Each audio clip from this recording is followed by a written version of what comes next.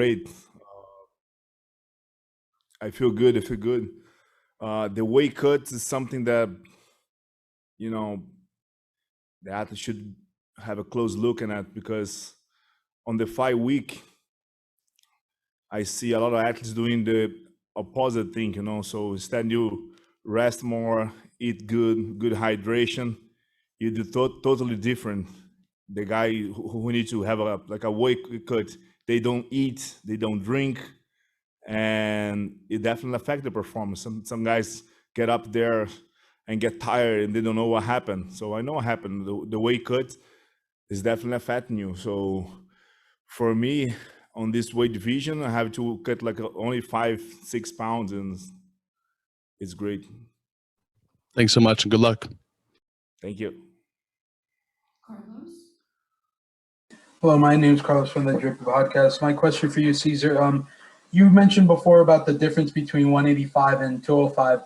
Which one would you like to continue fighting at? Obviously, I believe you're fighting at 205 in your next fight, correct? Yeah.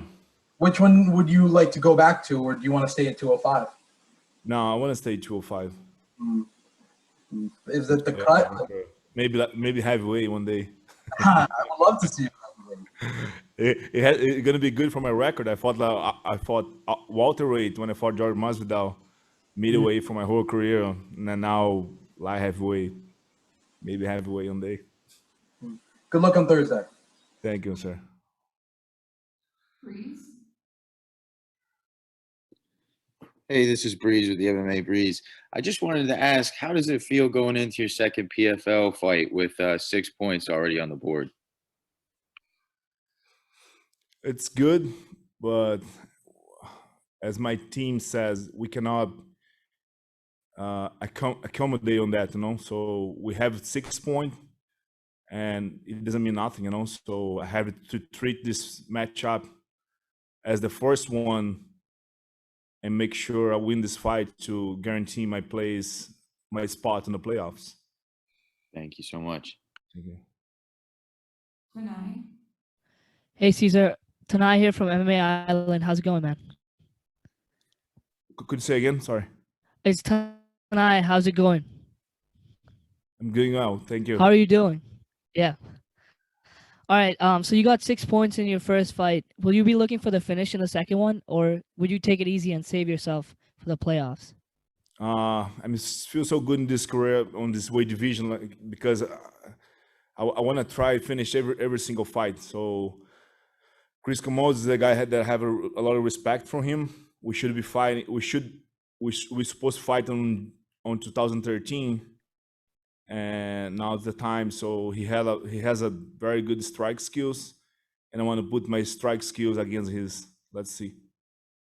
Looking for a knockout. Good luck on Thursday. Thank you. Thank you. Aldrich? Hey, this is Aldrich Wonder from the Fight Dialogue. Caesar, coming off a phenomenal performance of your last fight, during the broadcast, they compared your fight style to Lyoto Machida. And, like you said, you and Chris was supposed to fight back in 2013. Talk to me about this matchup that excites you into vivid details. Like I said, I like the matchup because of his style match my style. So people are looking for entertainment, and I believe this is gonna be the fight that's gonna entertain people. So 2 strikes. I forgot about a strategy and boring fights. Let's give to the fans what they want to see. They want to see blood. Let's go. And obviously, like you said, you're looking for that first round finish, which matters a lot, especially the 6 points. Due to the fact that they got rid of the 2 fights in one night, would you looking forward to that, or do you like this the outlook on pretty much you have to guarantee a finish to get yourself into the playoffs? Like I said, from my point of view and my team, 6 points doesn't mean anything. It doesn't guarantee you in any spot. So I'm looking for a finish to guarantee my spot in the playoffs. That's right. Curtis? Hey, Caesar, this is Curtis Calhoun with Low Kick MMA. Kind of want to get your thoughts on how you like the season format in PFL, and how do you like the quick turnaround between fights? I love it. I love the concept. So this was one of my first trade during my entire career. Sometimes I had a fight in the beginning of the year, like in February, and I was good to go. And then I received another fight just in December, like a 1 year layoff for nothing, feeling good and healthy. So that's why I like the PFL concept. I have my schedule. This is going to be already my second fight. Yeah, I'm very happy here. So I intend to be here until the end of my career. Thanks, Caesar. Tanai, Hey, Caesar, Tanai again from MA Island. Caesar, this is the second time you've been in the PFL bubble in Atlantic City. How's your experience been, and how is preparation different being in a bubble? Oh, everything's good. PFL is doing a very good job, treating us very well. We have everything you need here in the bubble. Good rest, good gym facilities, training, nutrition. Oh, they've been amazing. Awesome. Good luck on Thursday. Thank you. any more questions for Cesar? Ronald? This is Ronald E. Smith from Getting Real. Caesar, I just wanted to know, how has training been for you? Did you have to bring any training partners for this style of fight? Yeah. I have a friend of mine here with me. His name is Mansur. He's a MMA prospect. I like to invest in the new people, new generation in this sport. Because in the past, someone did that to me. Vitor Belfort, when I was a beginner, he grabbed my hand and showed me the way. And this is something that I'm trying to do right now, passing on what I received, what I received. And regarding the training, we have a particular method of training MMA master. We like to do a lot of drills more than live sparring, live training, because this sport is very new and it's hard to point. Okay, this is the exactly the way how to train. So you try to have a less exposed in the body so you can have a long career. Thinking long term. Thank you, Caesar. I'll see you on Thursday. See you. Thank you. Carlos? My question for Caesar again from the Drippy podcast.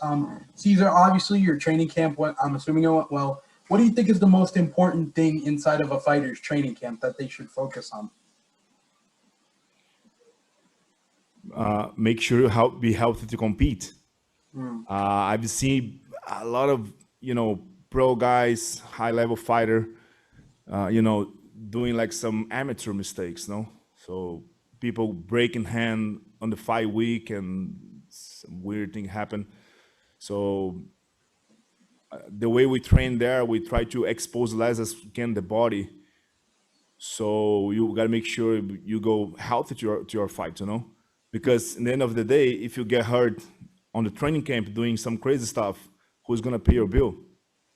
So you have to be tough when you have to be tough, but you have to think as a businessman outside of the octagon. Thank you. Thank you. Dylan? Hey there. I was just curious because you were talking about how important the mentorship of Vitor Belfort was to your career. Can you get more into the specifics of that? Like, how did Vitor mentor you and I guess get you to that proverbial next level? Yeah, Vitor Belfort, he's a guy that he's a part of my family today. And he is the guy that helped me accomplish everything I accomplished in my career, So I was very poor. I remember when I was a kid, like a 17 years old, when I met Vitor, brother, I had no money to pay for the bus, to pay for the food, And he was the one that saw, oh, this kid's he's a talent. He has a gift. So he helped me in so many ways, brother. So many ways. I'm so thankful for Vitor. Thankful for God to put the right people on my way. Thanks for the insights, man. Much appreciated. Thank you. Any more questions for Cesar?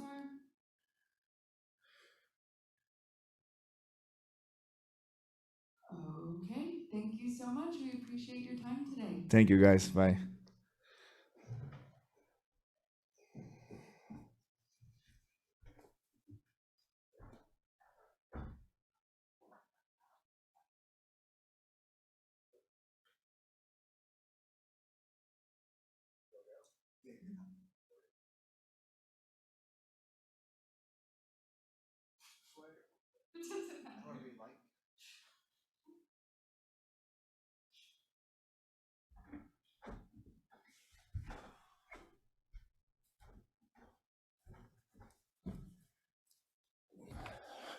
Okay, please raise your hand if you have a question for Tom. We're gonna get started with Breeze. Hey, This is the Tom. guy from MMA Breeze. This is Breeze from MMA Breeze. Yep. my man. Yes, sir. Yep. I actually I spoke with your opponent recently, and we talked about the bout coming up, and he had some opinions to share. He thought that you guys weren't on the same level. So I wanted to get your take on the matchup and what you think it's going to look like. We're not on the same level. He's like way taller than me. So I mean, if you factor that in, I mean, I guess he's right. I don't give a shit what he thinks. Honestly, you can think whatever he wants. I mean, you know, like I've fought plenty of guys that are, you know, as good or tougher than Jordan Young. I'm not scared of anything that he brings to the table. You know, one of my motivating factors in this fight is like, this is probably as close to a freak show fight as you're going to get in the PFL light heavyweight division. You've got the tallest guy, arguably the biggest guy. I mean, Martin Hamlet's pretty damn jacked, but Jordan Young's pretty tall, and I'm the smallest guy in the division. So he can think whatever he wants, but you know, it's a fight. I mean, I'm sure he has some delusions of grandeur of how this is going to go, but everybody knows life doesn't work out the way that you want it to, and he'll find that out at the fight. Right on. We're looking forward to it. Thanks, Tom.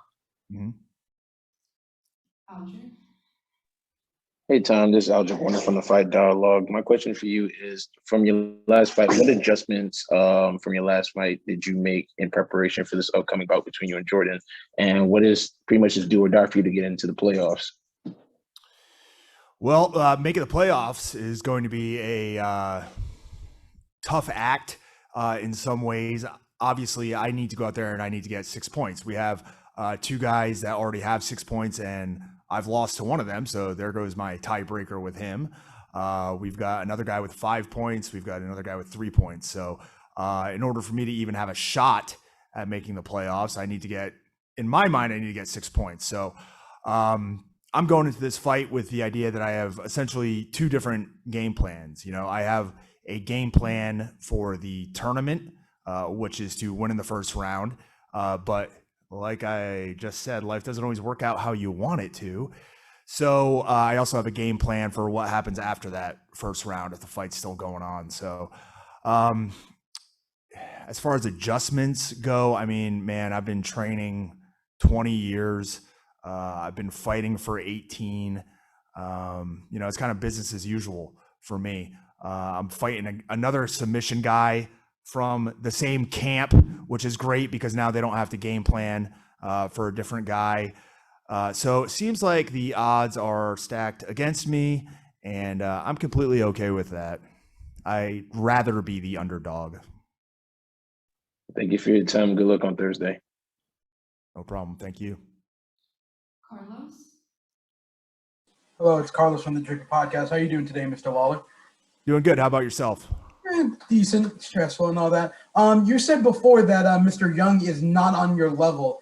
What aspects of his game do you think you are better at than him? Well, he's actually the one that said that. I didn't say that. I've said absolutely nothing about Jordan Young until this interview. So, you know, he's a good submission guy. He's got decent stand up. He's long. I think the biggest issue for me in this fight is going to be obviously closing the distance and getting inside. Luckily for me, it's not the PFL smart cage isn't it's not the biggest cage I've ever been in. It's not, it might be smart, but it's not like, it's not Mensa level, you know, it's not huge. So I'll be able to close the distance, you know, hopefully push him against the cage, but it's going to be up to him to kind of, to keep that range. Now, as a submission guy, you know, you'd think you'd want to get into a grappling exchange. But as far as this fight goes, that's exactly what I want. I don't think that he's at the level of my past opponent, Antonio Carlos Jr. on the ground. You know, mixed martial arts grappling is a little bit different than Brazilian Jiu-Jitsu. But Antonio Carlos Jr. is one of the best guys in the world at Brazilian Jiu-Jitsu. And, you know, I don't expect Jordan Young to bring that same game into the cage. He has his own flavor, his own style. But I don't think he's going to be as good as the last guy I just fought. Thank you, and good luck Thursday. Thanks. Tanai. Hey Tom, this is Tanai from MMA Island. How are you doing today? Good. How are you? Where is this island? I'm good. Is it like Isle of Man, Gibraltar? Where are you located? I think he runs it from Texas, honestly. Oh, Galveston. All right, so I want to ask you how your preparations are going for your fight on Thursday against Jordan Young. And also, your buddy Corey Hendricks is making his PFL debut against Martin Hamlet. So how's he preparing, and how's he going to do as well?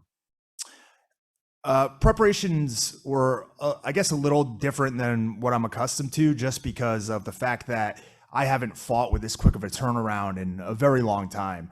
Probably since, you know, my very first 3 or 4 mixed martial arts fights. I'm used to having a little bit more time to prepare in between, but I'm not the type of person that takes a lot of time off from the gym.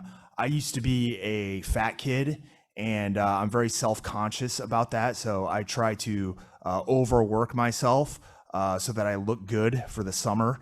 And I got right back into the gym after that last fight. You know, like I've been doing this for so long that, you know, sometimes the days all melt together. So it was business as usual, you know, jiu-jitsu classes, striking, mixed martial arts classes, wrestling.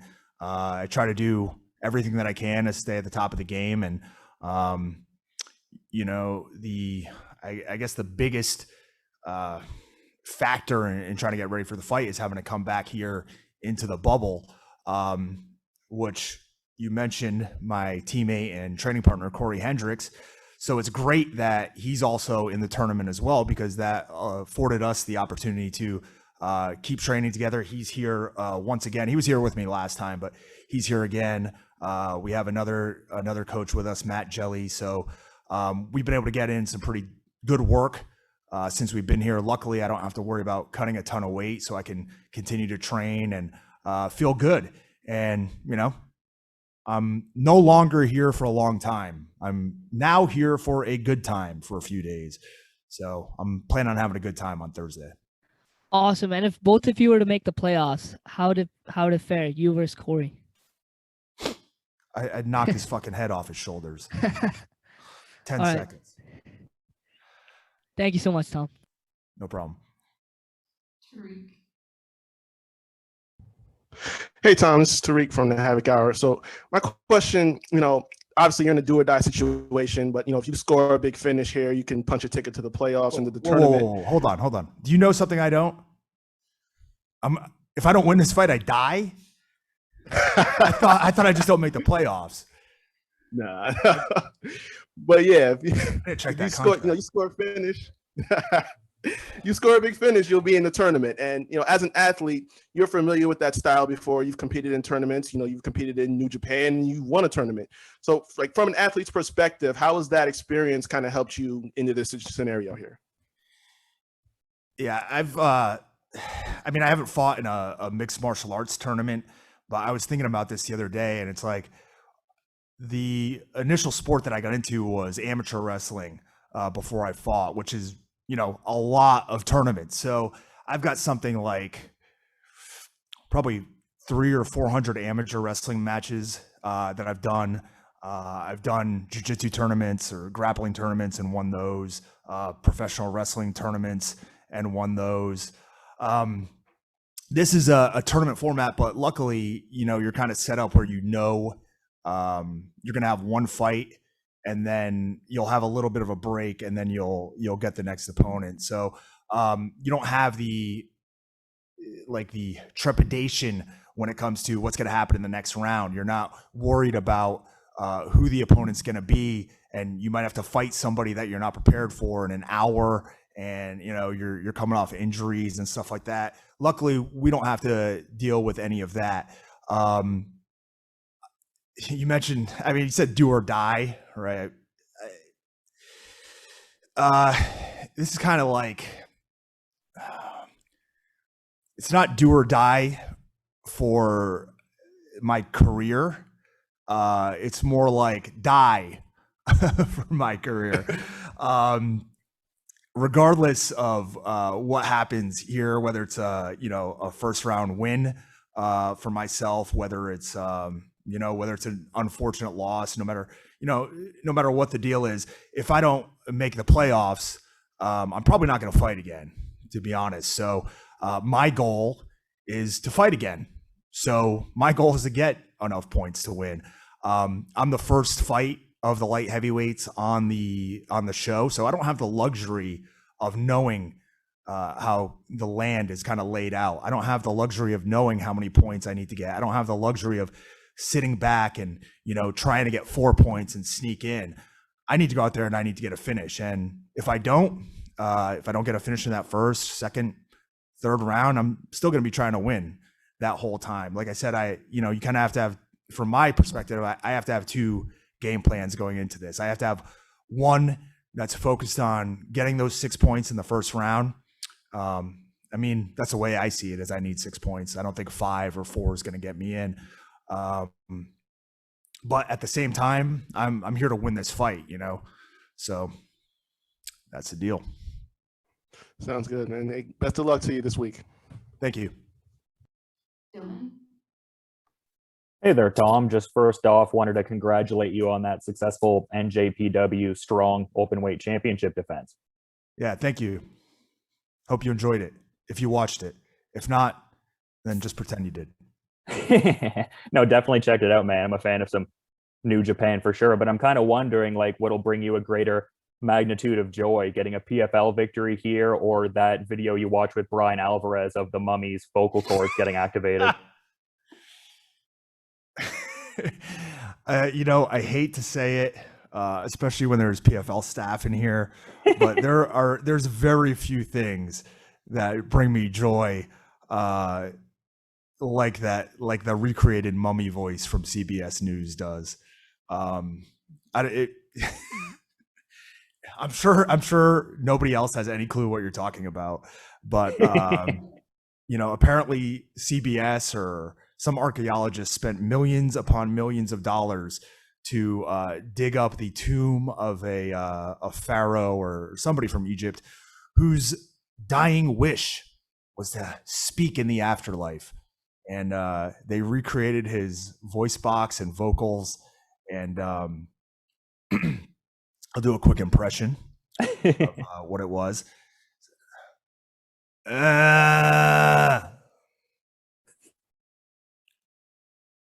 There you go.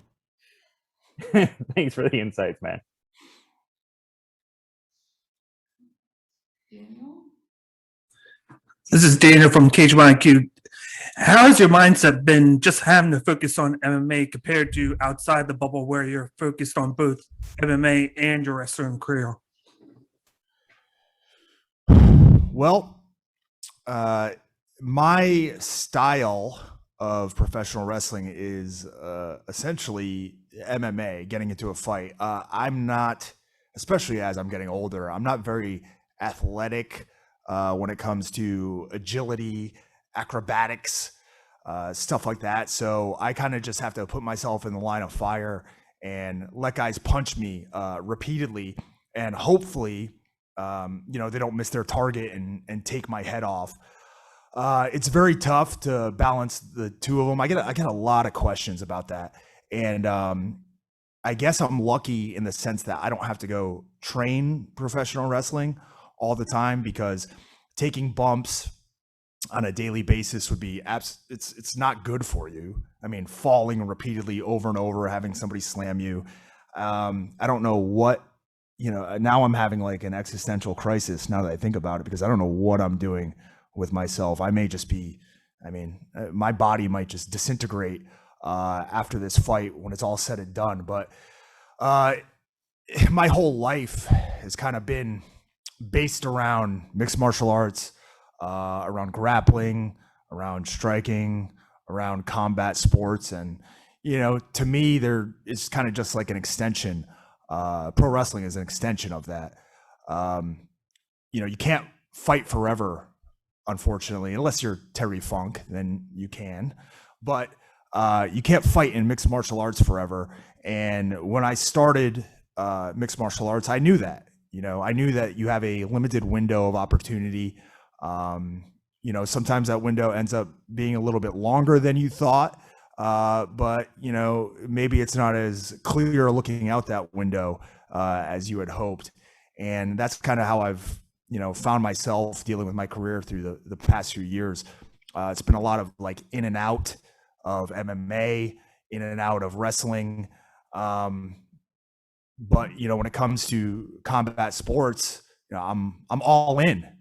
This is my life. So I'll continue to be involved in MMA throughout, I'm assuming, until I die. And the same goes for pro wrestling. So in one aspect or another, there's really no, there's no qualms about dealing with both of them. There's no issues when it comes to training and getting ready for an MMA fight, and also having to wrestle.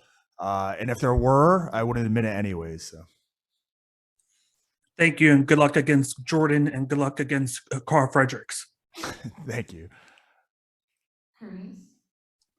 Hey, Tom, this is Curtis Calhoun with Low Kick MMA. My question for you is the quick turnaround you mentioned earlier in between PFL fights, especially, is that especially important for you to get back into a rhythm, considering your long layoff from the sport before the Antonio Carlos Jr. fight? No, it doesn't really bother me. I had gone through periods of inactivity before due to injuries. I'd come back and won fights there. I had a layoff due to USADA. So like I said, there's been periods in my career where I've had to sit out for, months, years. Getting back into it wasn't hard for me. Like I said, I've been training for 20 plus years now. If I go back and I count amateur wrestling, I started in 1997. So we're talking 24 years. And the only breaks that I've had were due to injury. Breaks from training, I should say, were due to injury. So getting right back in the gym wasn't that tough. The only issue I really had was apparently I'm an emotional eater and drinker. And I weighed in at, I think, 203 pounds. And then within 5 days, I think I was 223 pounds. And, that was all like alcohol. I went to the grocery store and I bought, like 6 of those gas station apple pies. I mean, they weren't all apple. It was like apple, berry. There's, probably a raspberry, maybe a lemon yogurt one as well. And I ate all of those after my dinner one night, and I got on the scale, and like my liver hurt, my kidneys hurt, my intestines hurt, everything hurt. My emotions hurt, and I got on the scale and I was 223 pounds, and I was like, holy shit, you've got a problem. So, that was the biggest issue that I had, honestly, getting back into training. Was there was a few days there where it was tough to move around because I had blown up. So appreciate the time. Thanks, Tom. Mm-hmm. Breeze. Hey, Thomas, Breeze again with the MMA Breeze. When I spoke with Jordan, we talked about his youth and how that is an advantage. But on the contrast, you could look at your experience that you touched on earlier as an advantage as well. You fought guys like Corey Anderson, Chris Weidman. You KO'd his buddy Vellante. You know, how does your experience in MMA, wrestling, and your whole background in martial arts gonna be an advantage for this bout? How old is Jordan Young? 26. You know? 26. Wow, he's 12 years younger than me. So that's like, what is that? That's like a sixth grader. I don't look at it as like any difference. I don't think that plays as big of a factor as some people think. As time goes by, and I'm sure fans have noticed this, I'm sure fighters have noticed this, nutrition advice gets better, workout advice gets better. As the sport of MMA has kind of evolved, people have figured out how to stay in the game longer. And, you know, one of the benefits of not having fought as much in recent years is that I haven't taken like a ton of head trauma. You know, sure, I get hit in training, but I'm not beat up from a bunch of fights. So if he thinks I'm like walking in there and I'm, you know, a decrepit old man, that's not the case. You know, I may not be as good as I once was, but I'm gonna be as good once as I ever was. Thank you so much. We're looking forward to it. Ronald. This is Ron E. Smith from Getting Real. Tom, how you doing? Good. How are you? Can't complain, man. And my only question for you is just goes to your wrestling. Notice last year you also made the PWI top 500, and that's not something that you know to slosh over. That's a very high accomplishment. So just for that, how does that make you feel to be accepted and to be, you know, celebrated for your skill what you've done in wrestling? I mean, it's like any other job. I'm sure you like people telling you, "Hey, that was a good interview. Thank you. You know, you did a good job." It's the same thing. I'm in, you know, when I got into MMA, I got into it to be as good as I could. And, you know, if I look back, I don't know if I can really say that I did that. But with professional wrestling, you know, that's also my goal. I want to be as good of a professional wrestler as I can be. So it's always great to have somebody recognize you. Now, the PWI 500 is like, you know, I don't know who exactly comes up with it. There's no real like standards. You know, it's kind of an arbitrary list in a lot of ways. So yeah, that's pretty cool. But to me, the bigger motivating factors are to, you know, make money, provide for my family, get some cool experiences throughout my life, travel the world. Those are the kind of things that I enjoy about professional wrestling. It's not so much, you know, being what number was I? Do you remember? Like 80 something? Do you know? Come on. You were 111. What? Yes, you were 111. I didn't even make the top 100. How could I be proud about that? That's better than a lot of people. I'm more proud to be the 2020 MLW Opera Cup champion. I'm more proud to be the first, only, and ever reigning, defending New Japan Strong Openweight champion than I am about the PWI 500. So sorry, PWI, but those are the things that matter more to me than being on a fancy list. Appreciate the time, man. No problem. All right, Tom, thank you so much for your time. We really do appreciate it. Yep. Thank you.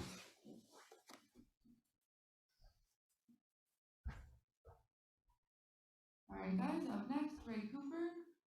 If you got questions for Ray, go ahead and raise your hand.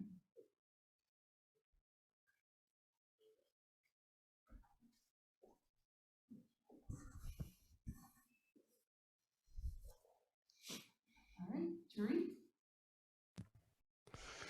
How you doing, Ray? This is Tariq from the Havoc Hour. So obviously, we know you and how you train with you and your family. It's almost like being in a professional fight as it is.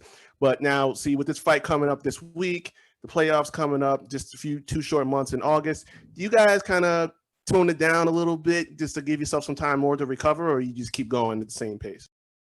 We keep going at the same pace. Sorry. Yeah. I don't slow down till probably this week. We keep going the whole time, and yeah, I just keep training hard. Sounds good, man. It's good luck this week. Thank you. Breeze. There is Breeze with the MMA. Breeze. Wanted to ask, you had your next opponent's very experienced in Gleison Tibau. What do you make of his skill set, and where do you see this fight going? Do you see it staying up on the feet? Do you see a little bit of wrestling? My opponent is Nikolai. Not fighting Gleison, but yeah, my opponent's a kickboxer, and that's pretty much all I know about him. And yeah, I'm gonna take him out the same way I do everybody, and put the pace on him. And wherever the fight goes, I'm gonna finish him. Thank you. Drew.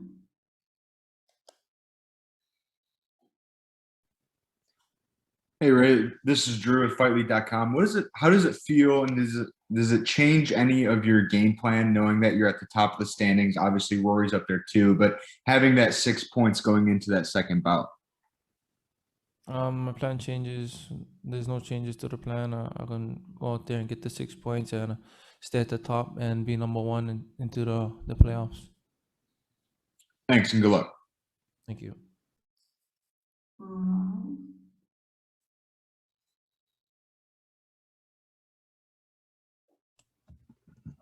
Hello? You hear me? Yes. Yeah, this is Ronald E. Smith from Getting Real. Ray, how you doing? How's it going? I can't complain, man. For just talking about this fight, how has training been from you? Have you had to change anything up to prepare for this fight? No, I didn't. I haven't changed anything from my last fight. I still do the same old things, and yeah, I'm just ready. Thank you very much, man. Thank you. Tanai. Hey Raids, this is Tanai from MMA Island. You won the championship in 2019. What would it mean if you could win it again in 2021? I'm going to win them again, and being the champion. You gotta come back and repeat it. That's how you know that you're an actual champion, to defend the title. And yeah, that's what I'm here to do, and that's what I'm going to do. And this is your second bubble experience with the PFL in Atlantic City. How's it been for you, and how does it compare the first time to the second? Oh, entering these bubbles is pretty crappy. I really don't like it. But all in all, everything's been going well. PFL treats us good. They get us whatever we need, and I'm really happy. Thank you, Ray. Good luck on Thursday. Thank you. Dylan. Hey there, Ray. Appreciate you making some time. Hey, how's it going? Thank you.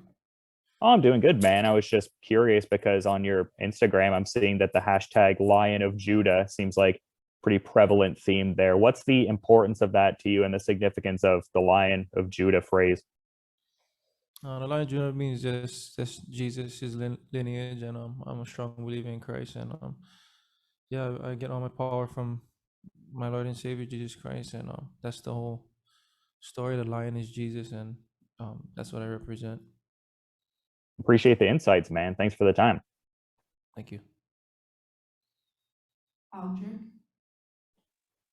Hey, Ray, this is Aldrich Warner from the Fight Dialogue. So my question for you is, what's your routine day to day in the bubble? Like what's your day to day routine? Well, I stay on I'm on Hawaii time, so it's like 7 o'clock in the morning right now, and I stay on that time. So I stay up to like probably like 6 o'clock in the morning, go sleep, and get up around 2-3 o'clock. So I just stay on Hawaii time, and I train how I usually train, and yeah. Thank you, and good luck to you on Thursday. Thank you. Carlos. Hello, Mr. Cooper. How you doing today? Good. How you doing? Pretty good. Obviously, you've never fought in the UFC, and with the UFC probably being the biggest company for MMA, would you ever like to go over there and fight for them? I don't know yet. things may happen, but I'm fine where I'm at. PFL treats me good, and I don't know. We'll see. But right now, I'm focused on this fight. Not thinking of any other companies. I'm thinking of just this fight and getting to the championship and defending my title. Good luck on Thursday. Thank you. Darnell. Darnell Giovanni, the Mystic Black MMA here. Ray, how you doing? Good. How you going? Good. For people who may have not watched you in the PFL, what do they get out of watching Ray Cooper fight in that cage? Oh, they get an exciting fight, and when finished, I always go in there to finish. Most of my fights is finishes. I think I only went to the decision twice, and yeah, it's an exciting fight. I know I don't boast myself as an exciting fighter, but when I get in there, I throw hands and people go down. And for somebody who's very intense inside that cage, how do you keep so calm outside the cage? I don't know. It's just a switch that I can turn on, and when it's time to compete, it's time to compete. And I did it from when I was young, and yeah, I don't know. I can't explain it.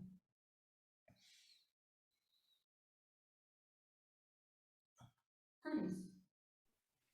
Hey, it's Hey, Breeze. oh. Oh, I'm sorry, man. I thought Shed Breeze. No, you're good. Don't worry about it. Hey, Ray, it's Curtis Calhoun with Low Kick MMA. My question for you is how important is it for you to represent Hawaii? And tell us about how big the sport has become on the islands, especially over the past few years. It's real big in Hawaii.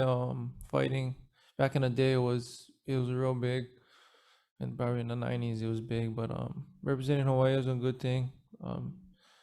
For just for the young kids that grew up wrestling, they don't have that much down there, or down like exposure wise, they don't have that many exposure. So it's good to see if the kids can see me doing this and making it big like this. They get opportunities, and yeah, it's real big for the wrestling community. Actually, I really want to start something for the kids to get out there and wrestle, and show everybody that Hawaii get one of the best wrestling in the world. Appreciate the time, Ray. Thanks. Thank you. Breeze. Hey, it's Breeze with the MMA Breeze. I was just wondering, did your brothers join you in the bubble, and who do you have working with you there for this this fight? Yeah, I have my dad and my two brothers, Blake and McCall.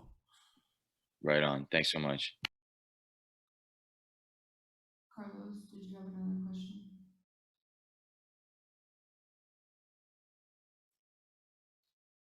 All right. Any more questions for Ray? Daniel, please. This is Dana from KHMIQ. Ray, it looks like you and Roy are on a collision course in the playoffs. Have you watched any of his fights at all? Or do you look forward to having the chance of fighting him? Yeah, I look forward to fighting him. I watched his fights all over his career, and yeah, it seems like we're gonna fight, maybe in the playoffs, maybe in the championships. It doesn't matter. Whenever we fight, I'm gonna take him out too. This is my division, and I'm the king in this division. Thank you very much, Ray. Thank you. Thank you so much, Ray. We appreciate your time today. Thank you, guys.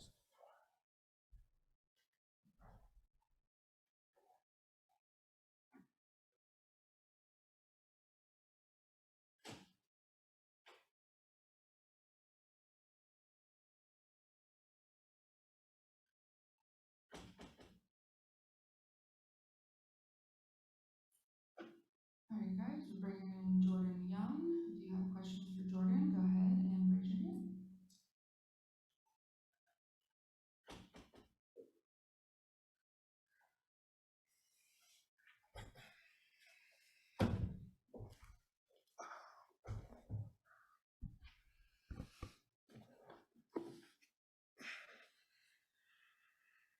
Tonight. Hey Jordan, this is Tanai from MMA Island. So obviously at PFL2, you had a crazy time with the change of opponent, and then the second opponent missed weight. How excited are you to make your PFL debut? I'm very excited. I'm looking forward to being on ESPN Plus as well. The fans were robbed at PFL2, and now it's time to set that right and give them a performance. You have 3 points already because your opponent couldn't make it. Are you gonna look for the finish, or are you just gonna take the fight as it comes on Thursday? I'm definitely going to look for the finishes. I always do. For my calculations, I need a finish to advance. It doesn't matter if it's first, second, or third. I need a finish, and I need someone with points already to take a L, and that's my path to Hollywood, Florida. Thank you, Jordan. Good luck on Thursday. Aldrich.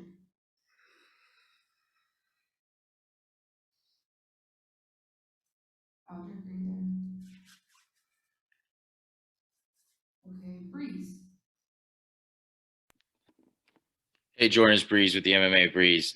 Wanted to ask, what do you make of Tom's experience of him being in the UFC and facing guys like Chris Weidman and Corey Anderson? And do you think that will play in his favor at all in this matchup? I respect this experience. Everybody in this tournament has a lot of experience outside of just me and I think like one or two other fighters. But Tom Lawler has a lot of experience and he's fought some good guys. It's been a long time since he fought those good guys though. And times change. Things change in this sport very fast. Thanks so much. Carlos. Hello, Mr. Young. How you doing today? Very well. How you doing, sir? Pretty good. Obviously, you mentioned before you respect the experience of Mr. Lawler. How do you feel about him as a fighter and overall as a person? I don't know him to say what I think of him as a person, as a fighter. He has a lot of experience. He's a tough guy. He seems to be able to take a shot, kind of durable. I don't think Tommy's a killer, though. Good luck on Thursday. Yes, sir. Max. Hey, this is Max Going with the Going Live podcast. Just had a quick question without giving away too much of your game plan. What do you think the key is to your victory for the fight? Just to be myself, be young, be fresh, be athletic, use my techniques, touch and don't get touched, and take the finish when it's presented, whether that's on the feet or on the ground. Thanks so much. Good luck.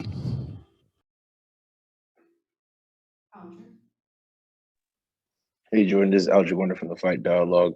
So my question for you is, I caught wind on your Instagram that you saw Tom's response, and you said it's not what you think, is what you know. Can you relate to that? Yeah, I don't think Tommy's a killer. I don't even know what the question was to him to say he doesn't care what I think, but nothing I said was inaccurate leading up to this fight. Everything is on the money.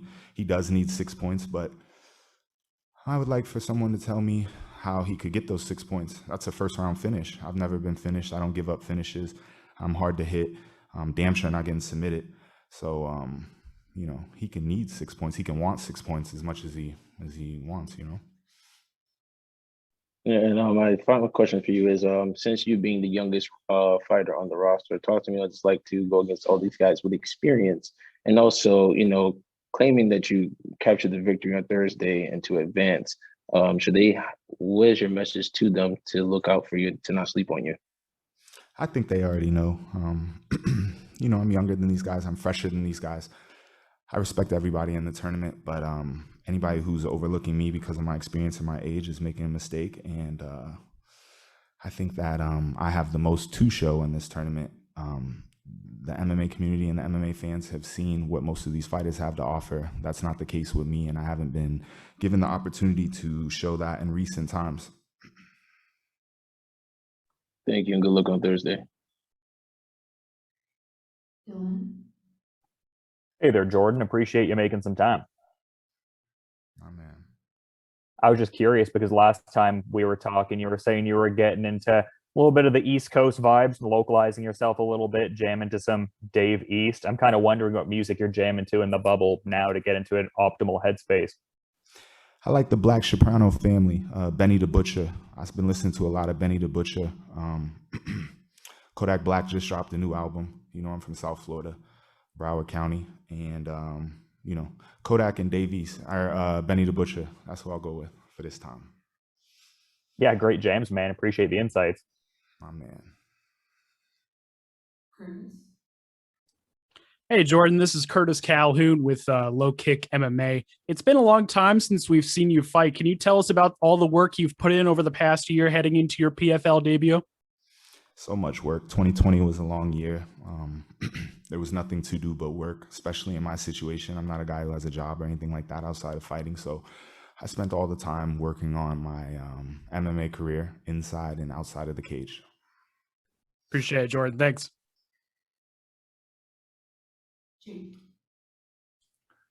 Jake Foley from Overtime Heroics here. Thanks for being here, Jordan.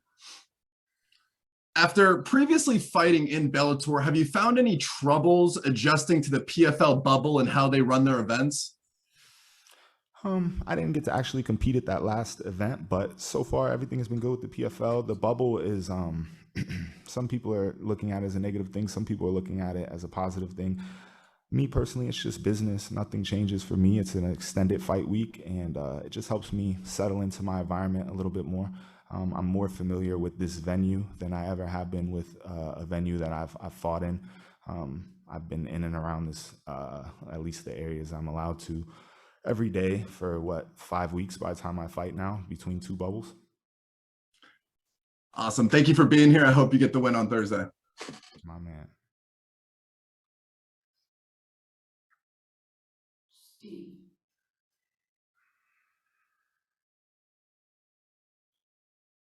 Steve, we'll come back to you. Ronald. This is Ron E. Smith. I just want to touch on what you just talked about during 2020, like everybody else, nothing was going on, but you said you were focusing most of your career on MMA. How were you able, though, to keep yourself motivated during that time when nothing was going on? For me, there was the hope that there would be like an event, maybe with one-off fights from the PFL at the end of the year. So during the summertime, I was staying prepared, hoping that I could fight maybe in September to December for the PFL before the season started. At times, it was tough to keep motivation, especially when I found out there wasn't going to be a card and whatnot. But then shortly after that, it was announced that the season would start in April and matchups would be given out in the first couple months of the year. So although it was hard to maintain consistent motivation, there was always something to find it and to get back in there. And my last question, it's always also hard when going to fights to look for the knockout and the big finish, especially in this tournament, the PFL. How will you be able to look for it, but also also concentrate on getting the win? It'll come to me. I think that this is a very good matchup for me. I think everything falls in my favor, and I think I just need to be patient and take the opportunity when it presents itself. We'll see you then. Thank you. Steve. Hi, Jordan. It's Steve from MMA Lowdown. So you're finally fighting after 3 cancelled bouts. Now, you're going in against Tom Waller, veteran of the sport. Now, he's in a position where a finish is very vital. Now, these circumstances, they could alter how a fighter usually fights due to risks and out of desperation. Are you preparing for the best Tom Waller? I think that it's only been 4 weeks, 5 weeks in between now and his last fight. And I just know from being a professional and being an athlete that things can change in 4 to 5 weeks, but there's not going to be some drastic change in the last 4 to 5 weeks.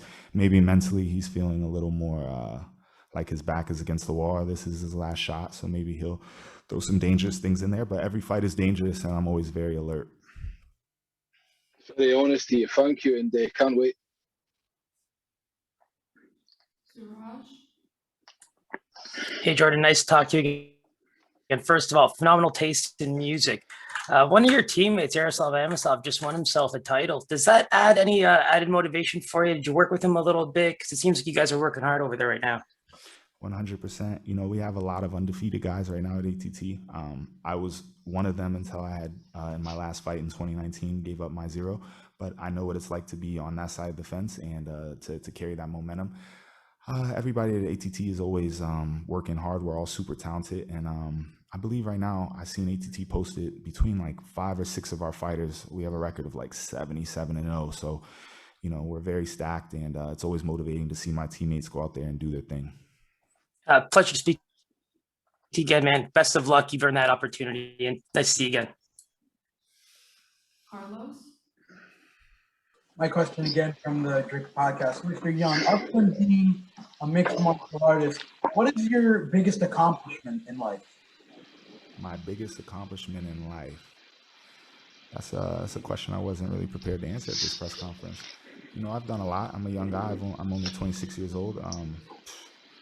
Just being here and free and alive and having the ability to do what I please is a big accomplishment. A lot of people don't always get to follow their dreams and make it to the position I'm in. Thank you. Good luck on Thursday. Drew?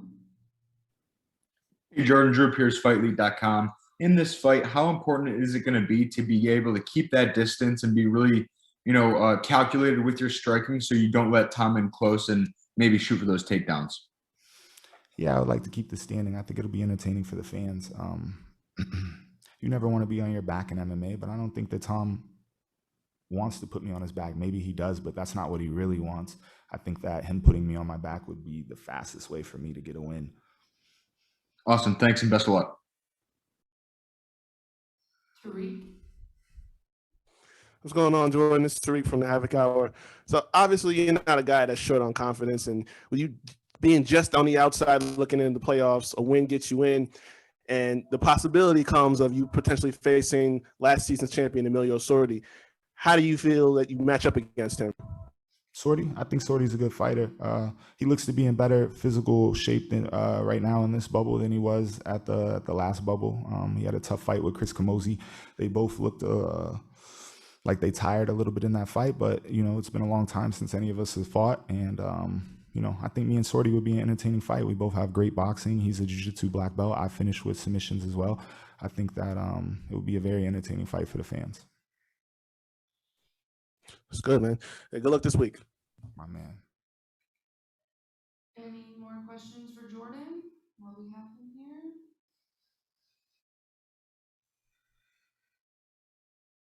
Okay, thank you so much, Jordan. We appreciate you coming on today.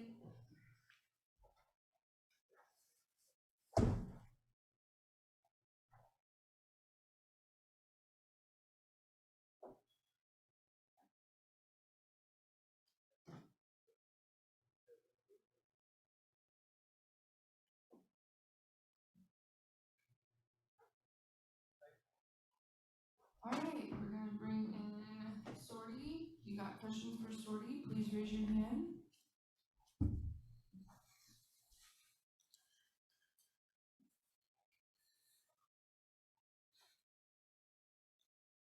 Tanai. Hey, Emiliano, this is Tanai from MMA Island. I saw on Instagram that you and your former rival Chris Camozzi were training together. How did that come about, and how was that experience? Yeah, it's my partner, no? The same work. He worked like me. I think he no fight Mike with me, no?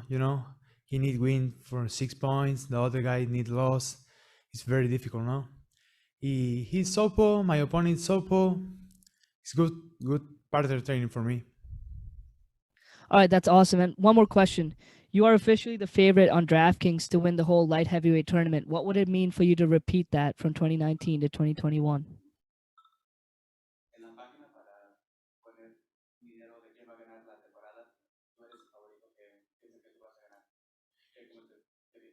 Yeah, sure.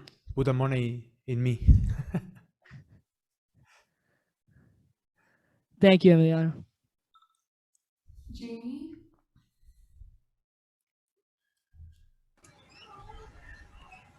Buenas tardes, Jaime Barrios, MMA Fan 507 desde Panamá. Saludos, Emiliano, ¿cómo estás? ¿Cómo estás? Bien, muy bien. Muy bien. Emi, una tabla de posiciones que está muy, muy interesante. Ya hay 2 peleadores con 6 puntos, uno con 5. Tu rival no tiene puntos y creo que está obligado a ir a buscar una finalización temprana para tratar de tener opción de llegar a los playoffs. ¿Cómo crees que esto impacta la estrategia que vas a usar para este combate? Mejor para mí. Me gustan las peleas electrizantes. con mucha acción, así que me desenvuelvo mejor en esas peleas. Así que esperemos que él busque eso, yo también voy a buscar lo mismo. Seguro, yo soy uno de los convencidos de que en PFL tú no necesitas hacer muchas estrategias porque eres un finalizador. Creo que tu pelea con Chris Camozzi, tu pelea contra Chris Camozzi fue apenas tu segunda pelea por decisión en toda tu carrera. Pues se te ajusta mucho el modelo, ¿no? El modelo de PFL. Lo otro, Emi, ¿consideras que en la categoría semipesada es la más interesante ahora mismo de la manera como está la tabla de posiciones? Sí, creo que sí, exactamente. Por el tema de los puntos, creo que es la más cerrada. Las otras creo que ya están un poco definidas. Y bueno, aparte es una categoría que la mayoría de las peleas fueron por finalizaciones, ¿no? La única que terminó por puntos creo que fue la mía. Listo, muchas gracias, mucha suerte el jueves, Emiliano. Carlos. Can you guys hear me? Yes. How are you today, Mr. I don't know how to say your name correctly, but my question for you is, other than who was your biggest inspiration in the sport of MMA, and who really got you into the sport? What, sorry? Sorry. My question for you was, who got you into the sport of MMA, and who would you say is your biggest inspiration?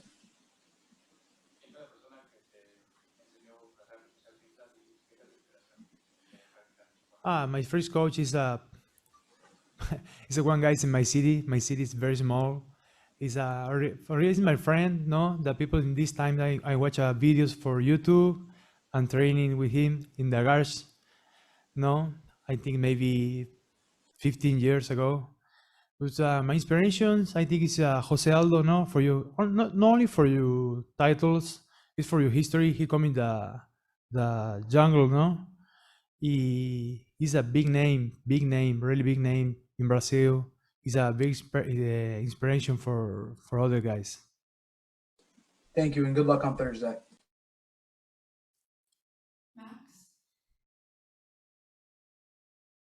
Hey, this is Max going with the Going Live podcast. I just had a quick question. What do you see the keys to victory for this fight? Put my hands in your face. Fair enough. Thanks so much. Good luck. You're welcome. Hey, Emiliano, this is Tariq from the Havoc Hour. So last season, you ran through everyone fairly easily. We could say that. This season, in your last fight, it was a little bit tougher. Do you feel like some of the guys are starting to figure out your game plan a little bit?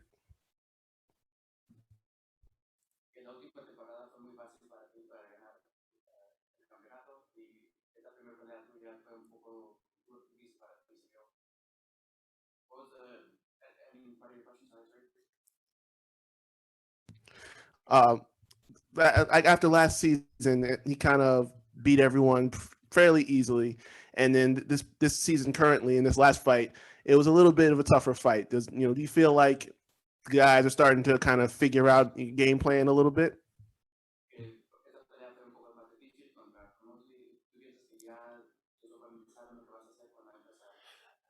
No, I don't have for my last fight, my condition is so bad, I think I fight with my 30%. For this fight, is everything different. Awesome, man. Good luck this week. Thank you. Nico.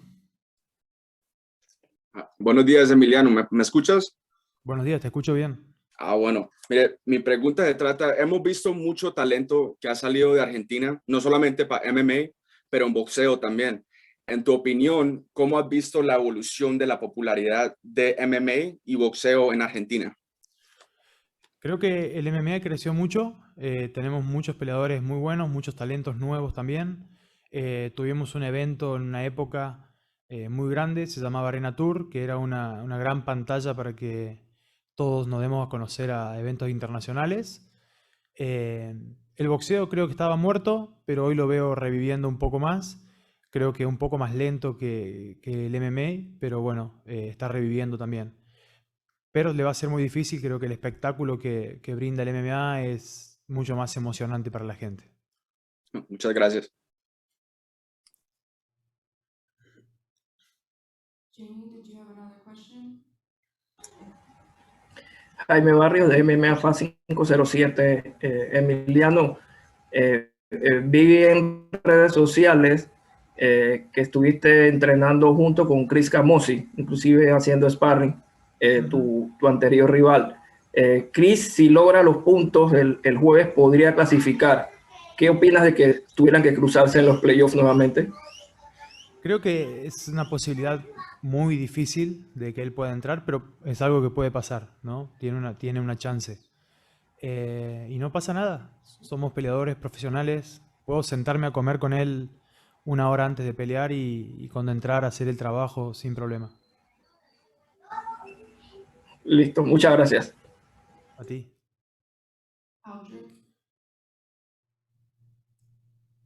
Hey, Emiliano, it's Alger One from the Fight Dialogue. My quick question to you is: since last year you won the $1 million tournament, and I heard that you're giving back to your country, providing like meals and toiletries and stuff for people.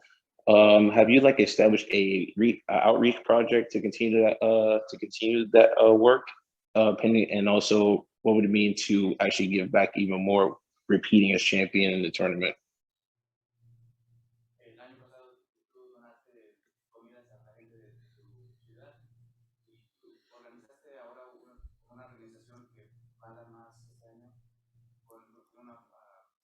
Fundación.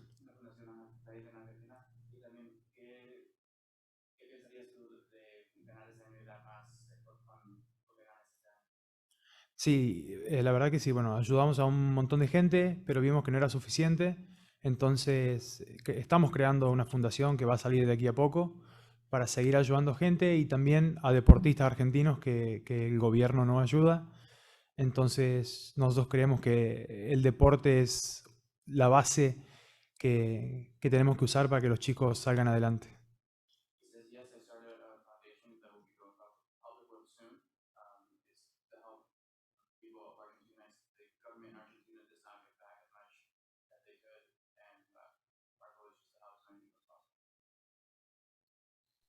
And one more question is, I see that you are putting forth more to learning English. Like, how's that going? Learning the English language, becoming more fluent in it.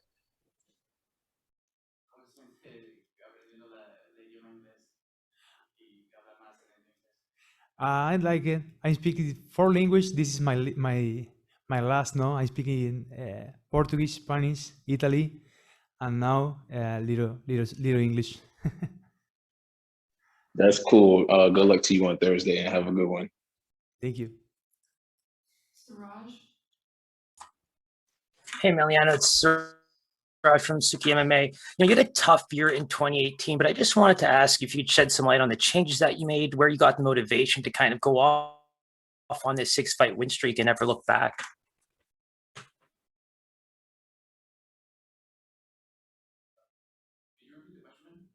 Yeah, for sure. I was just wondering, in 2018, you had a bit of a tough year, but, it looks like the right motivation, the right changes in your game really pushed you into, a 6-fight win streak now and not looking back. So I'm just wondering if you could shed some light on some of those changes, where you got the motivation from, things like that.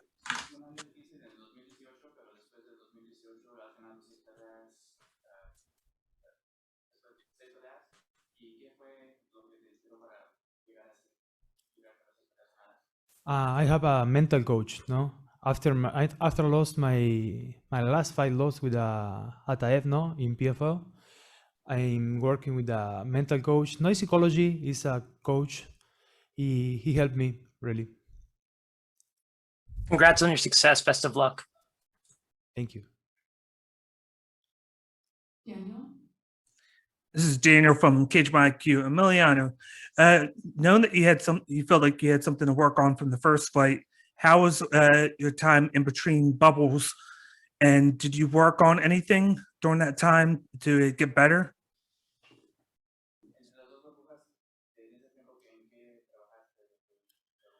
I work more in my condition. I need more condition. I put, I think, a focus in that 70% in my conditions. The other is same training, jiu-jitsu every day, wrestling, box, striking. And how do you feel now? I feel 100% now. Thank you very much.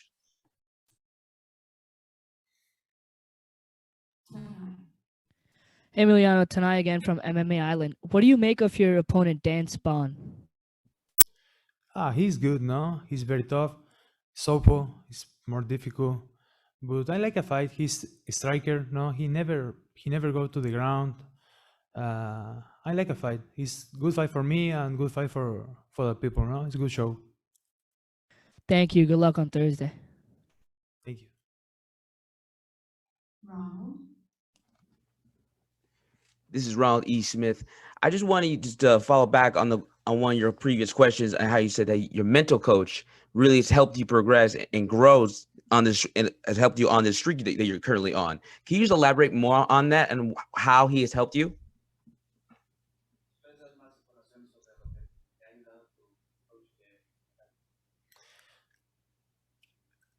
En español. El problema que yo tenía cuando subí a pelear es que no sentía presión, estaba demasiado relajado. Como estoy en esta entrevista ahora, igual me estaba subiendo a pelear.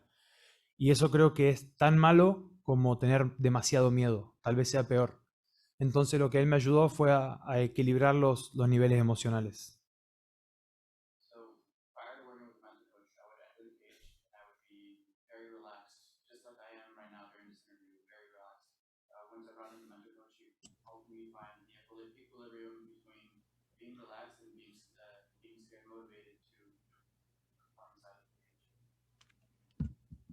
Thank you very much. Any more questions for Shorty?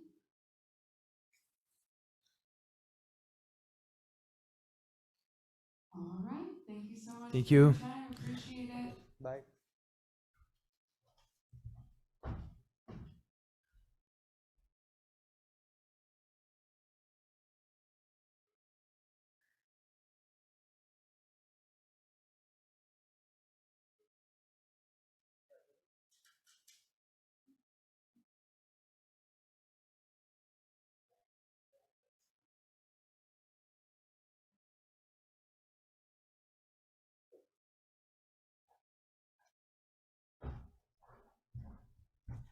All right. We're bringing in Vinny. Vinny Magalays. If anyone has questions for Vinny, please go ahead and raise your hand.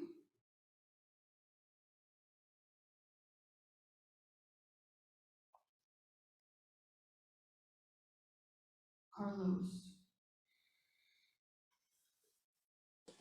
Hello, Mr. Vinny. How are you doing today? Hey, how's it going? Pretty good. That's good. How has training been for you leading up to this fight? Well, like I had probably the longest camp out of all the fighters for this second round of the regular season since I didn't get to fight in the first round, right? I had an issue with my weight. Wasn't even with the weight, actually. I made 206.4. So didn't make weight, but it was close enough, based on on how much I had to cut. And the thing is, since some guys actually end up fighting, they took some days off or whatever, got hurt, or they took one day off. And for me, it was more about well, as soon as I was healthy and I just was back in the gym right away, which was literally the following Monday. So based on a little bit of a camp that I had for the last one, which was a short notice call, plus what I had, which was 7 weeks for this one, I had 11 weeks of training. So it's been pretty good. The weight's down, that was the biggest issue when I got called for the first round of the regular season. I was 4 weeks out and I was weighing 258. I could have gone heavyweight if there was a spot for me. And I made the cut all the way down to 234. And from 234, I tried to cut wider and it didn't work out so well for me. And now I've been walking around 218, 220. So that's the healthiest way that it can be. My next question for you is, there's obviously different opinions on this, but what do you think is the best part to focus on a training camp? Well, here's the thing. The last one was short based on what I could train at home, with my team at Extreme Couture. When I got the call 4 weeks from the fight, and you had the 17 days quarantine, so I barely trained with my training partners in that one, and plus the whole weight issue. So for me, the last one, I was focused on making weight. It's really hard for you to strategize a fight. It's really hard for you to focus on your opponent, what you're gonna do in a fight. if you just like all you can think like 24/7 is about making weight. And this one is different, you know. I found out like who I was fighting. I would say like maybe 2 weeks after the last event, something like that. And then it was different, you know. Like I was able to like focus on nothing but the fight. And training has been great, you know. Like I'll work, of course. I'm fighting another jiu-jitsu guy, but who's also like dangerous with his hands. I've known Carlos for a long time, like not just from jiu-jitsu world, but I was one of the assistant coaches when he was an Ultimate Fighter, and I've been watching this guy fighting since like he started his career. So I know that he can be dangerous not just on the ground, but also like in strike with his striking. So I was able to prepare myself like to fight a guy like him. Thank you. Good luck on Thursday. Thank you. I appreciate it. Hey, this is Max Going from the Going Live podcast. Just have a quick question. Obviously, you're a very accomplished jiu-jitsu player. I was just wondering if you see this fight going to the ground immediately, or do you want to kind of keep it on the feet?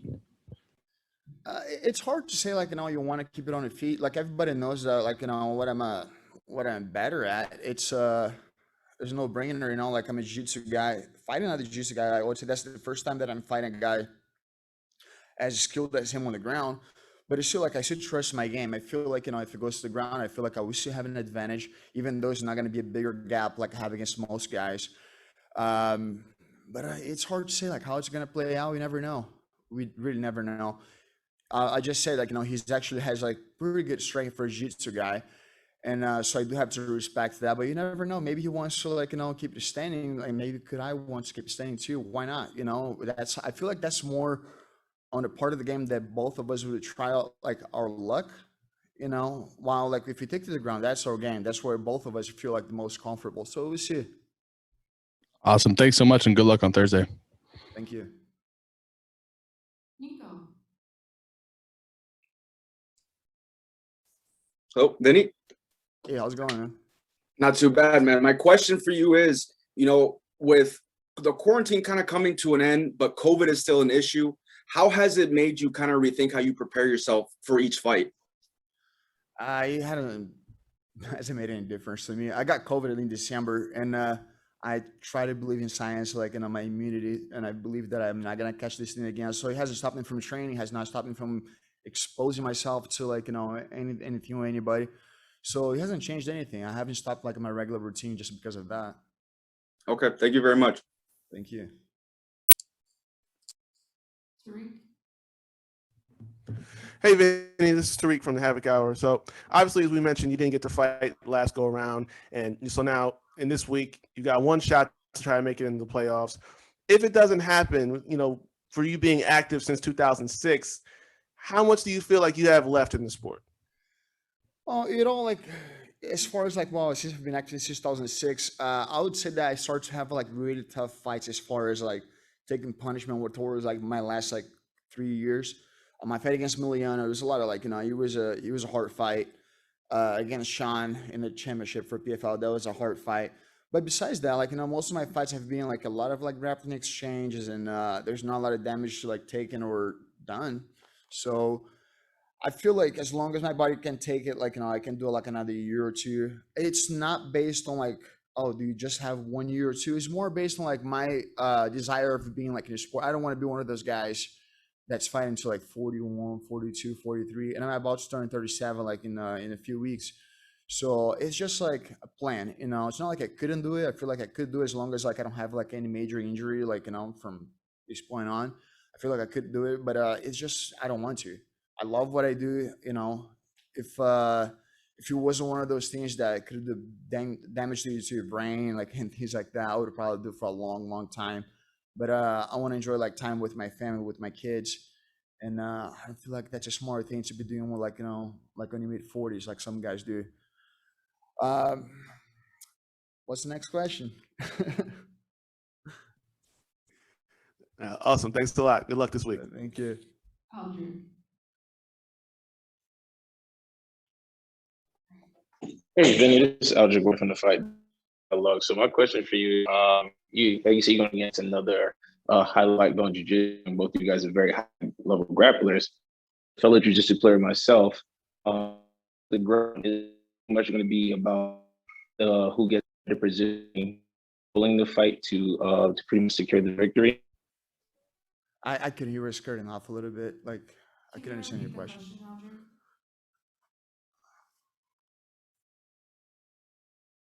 All right, we'll come right back to you. Jake. Jake Foley from Overtime Heroics. Thanks for being here, Vinny. Thank you. Since your last MMA fight, we have seen you compete against some of the best jiu-jitsu practitioners in the world. What was that experience like, and do you think it'll benefit your return to the octagon? I don't know if it benefits. To be honest, it's the only reason I compete like in jiu-jitsu. Again, it is to stay active, so that's to get that adrenaline of competition.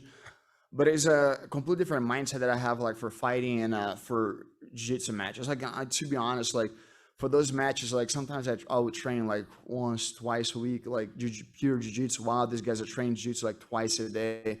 When it comes down to fighting, I'm like in the gym like 3 times a day, and there's not a single day off. I would say my day off, I train once or twice, and that would be on a Sunday. So it's different approach. Mindset's definitely not the same. You know, I feel like there's a lot more like awareness for the danger of going to a fight than there is for a jiu-jitsu match. Even though like one of the last ones I had my ankle broken, you know, it didn't phase me much. Like 3 months later, I was competing again. It's not even like I was, you know, out of the game. And then the same deal. Like 3 months later, I was competing again, and I wasn't training as much. It's a different mindset. It's good to stay busy in a way, especially like mentally, you know, feel like you're gonna get into a competition, but you can't compare those the two sports. Thanks for your time. Good luck on Thursday. Thank you. Breeze. Hey, Vinny, it's Breeze with the MMA Breeze. Just wanted to ask, what's your favorite submission to hit in a live competition, and what submissions or type of submission could you see yourself pulling off in this matchup? It's hard to call a submission against like another guy who's also a specialist. And if you're giving me a striker, I would just call like a flying armbar, flying triangle, or something like that. Which I've done it like before in MMA fights. But I'm going against a guy who I have to respect. I respect his game, of course. I would say like tracking record. I'm more of a like an armbar guy. We never know. You know, I've trained with college junior before. And I know how I can get him. I know that's not easy.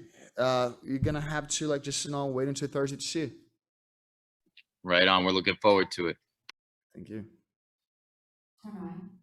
Hey Vinny, this is Tanai from MMA Island. How's it going, man? I'm doing pretty good. You're obviously going against a legend of the sport, someone you look up to and have worked with. How are your emotions going into this fight? There's no emotion. And to be honest, I don't even know like if I look up to. Like, you know, I've been around for a little longer than him. A little more accomplished than him too when it comes down to like, you know, grappling. But yeah, it's here's the thing. It's a guy that I respect definitely more than any other guy in the division when it comes down to ground game. He's just as accomplished, like, you know, he is a guy that I've watched, like, you know, coming up like in his MMA career. I did follow a little bit of his jiu-jitsu career. And it is a different like approach for this fight, but I don't think as far as experience, like, and if you count all my fights, even like including the ones in the Ultimate Fighter, that's like my 36th fight. So I have a little more experience too. So for me, it's like fighting anybody else. Of course, a little bit of a different approach since I'm fighting a guy that's better than most guys that I've fought on the ground, but doesn't change much. And how does it feel going up against a fellow Brazilian? That is the weird part, because like here's the thing, you know, like especially with Carlos, that's a guy that I've known, like, you know, I met him, like I spent like some time with him in Brazil when I was assistant coach from Tough, and you know, we end up like developing like a level of friendship. So when you get booked, especially against other Brazilians, you know, they like to be like super tight and all of that. It feels really odd, you know. When I even like this week when I got to the hotel, like last week, he came up to me. He's like, "Hey man, this messed up." Like, you know, I even talked to, you know, Ali, that's our manager. He's like, you know, they could have done could have the different matchup. Like, they didn't have to be us. And I'm like, I agree, but now it's already done. Like, you know, let's not focus so much on that. You know, I try not to get into emotion. That's the main thing for me. You know, like he's somebody that I like. I'm not close friends with him. So for me, going against another Brazilian is just a guy like going against anybody else and any other like nationality. Thank you so much, Vinny. Good luck on Thursday. Thank you. This is Ronald E. Smith.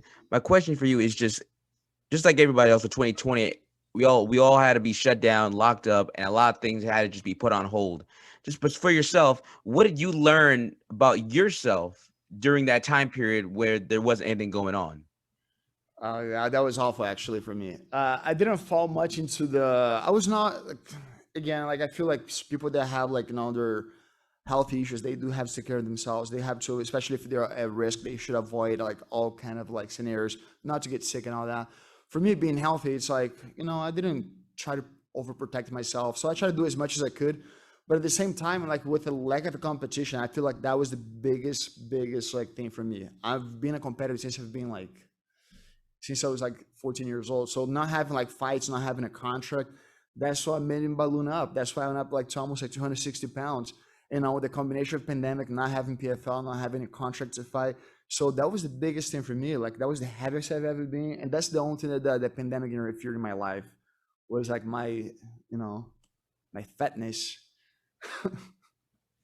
But besides that, like I got COVID, it wasn't bad. I didn't have symptoms. My whole family didn't have symptoms. They didn't have symptoms, so it was overall like wasn't that bad. And how were you? And what changes did you have to do in training since some gyms were closed?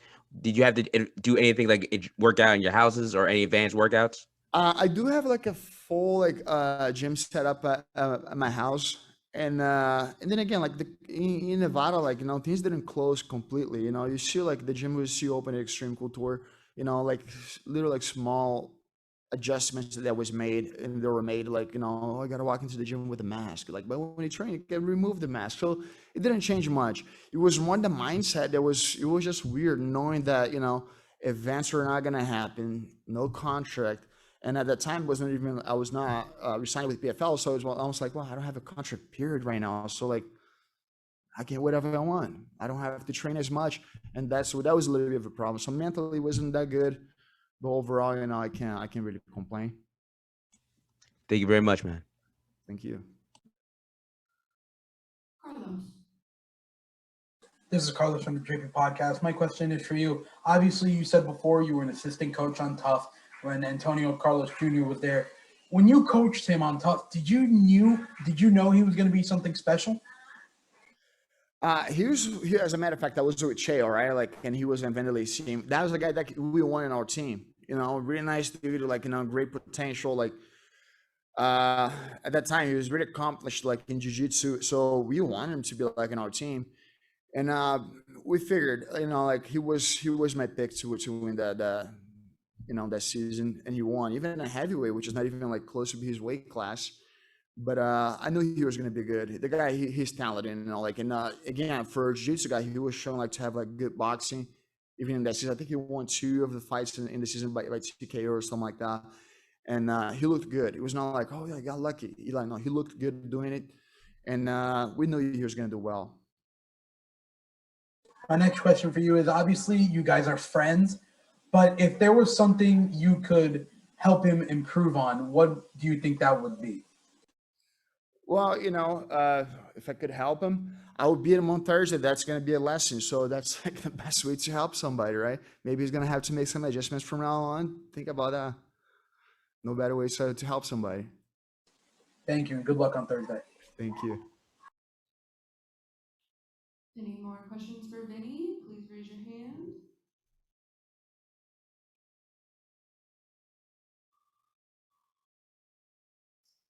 Okay, thank you so much, Vinny. Oh, Appreciate thank it. you.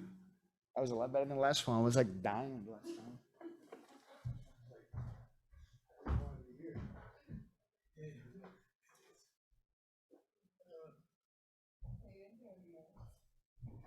All right, guys, we have Antonio here, Vinny's opponent.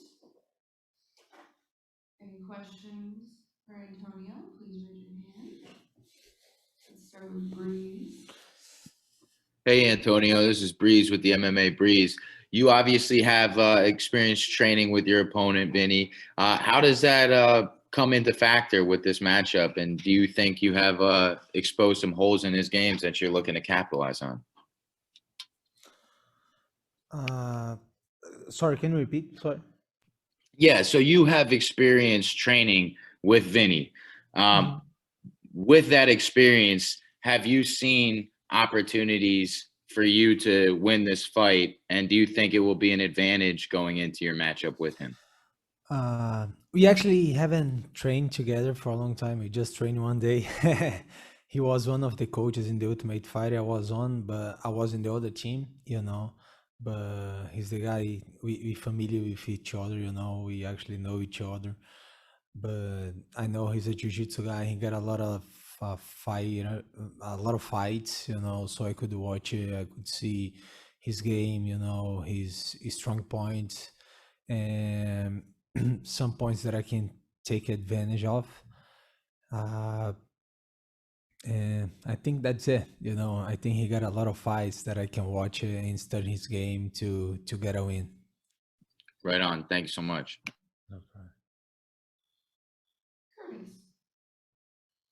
Hey, Antonio, this is Curtis Calhoun with Low Kick MMA. I want to get your thoughts on how you like fighting at light heavyweight and what advantages do you think it brings you to not cut the extra weight? Man, that is awesome, you know. I just feeling a lot more energy. I used to cut a lot of weight, you know, 35 pounds is a lot of weight, you know, and I feel when I went to the fight, I was like with no energy at all, you know. I fight a little bit after like first round, I feel I get no energy, you know. I feel no sugar on my blood, so I get tired too fast, you know. I could see that in the training because I was training my normal weight, but once I started the diet, I started feeling that I couldn't perform, you know, the same way. And going to 205 is way better, man. I feel way, you know, way better, you know, happy. I feel my body responds to the train, you know, everything that I'm doing. I feel my organism was being like damaged, you know, for the dieting, the weight cut, because it was a lot of weight. I think 205 is the way I should be on for a very long time.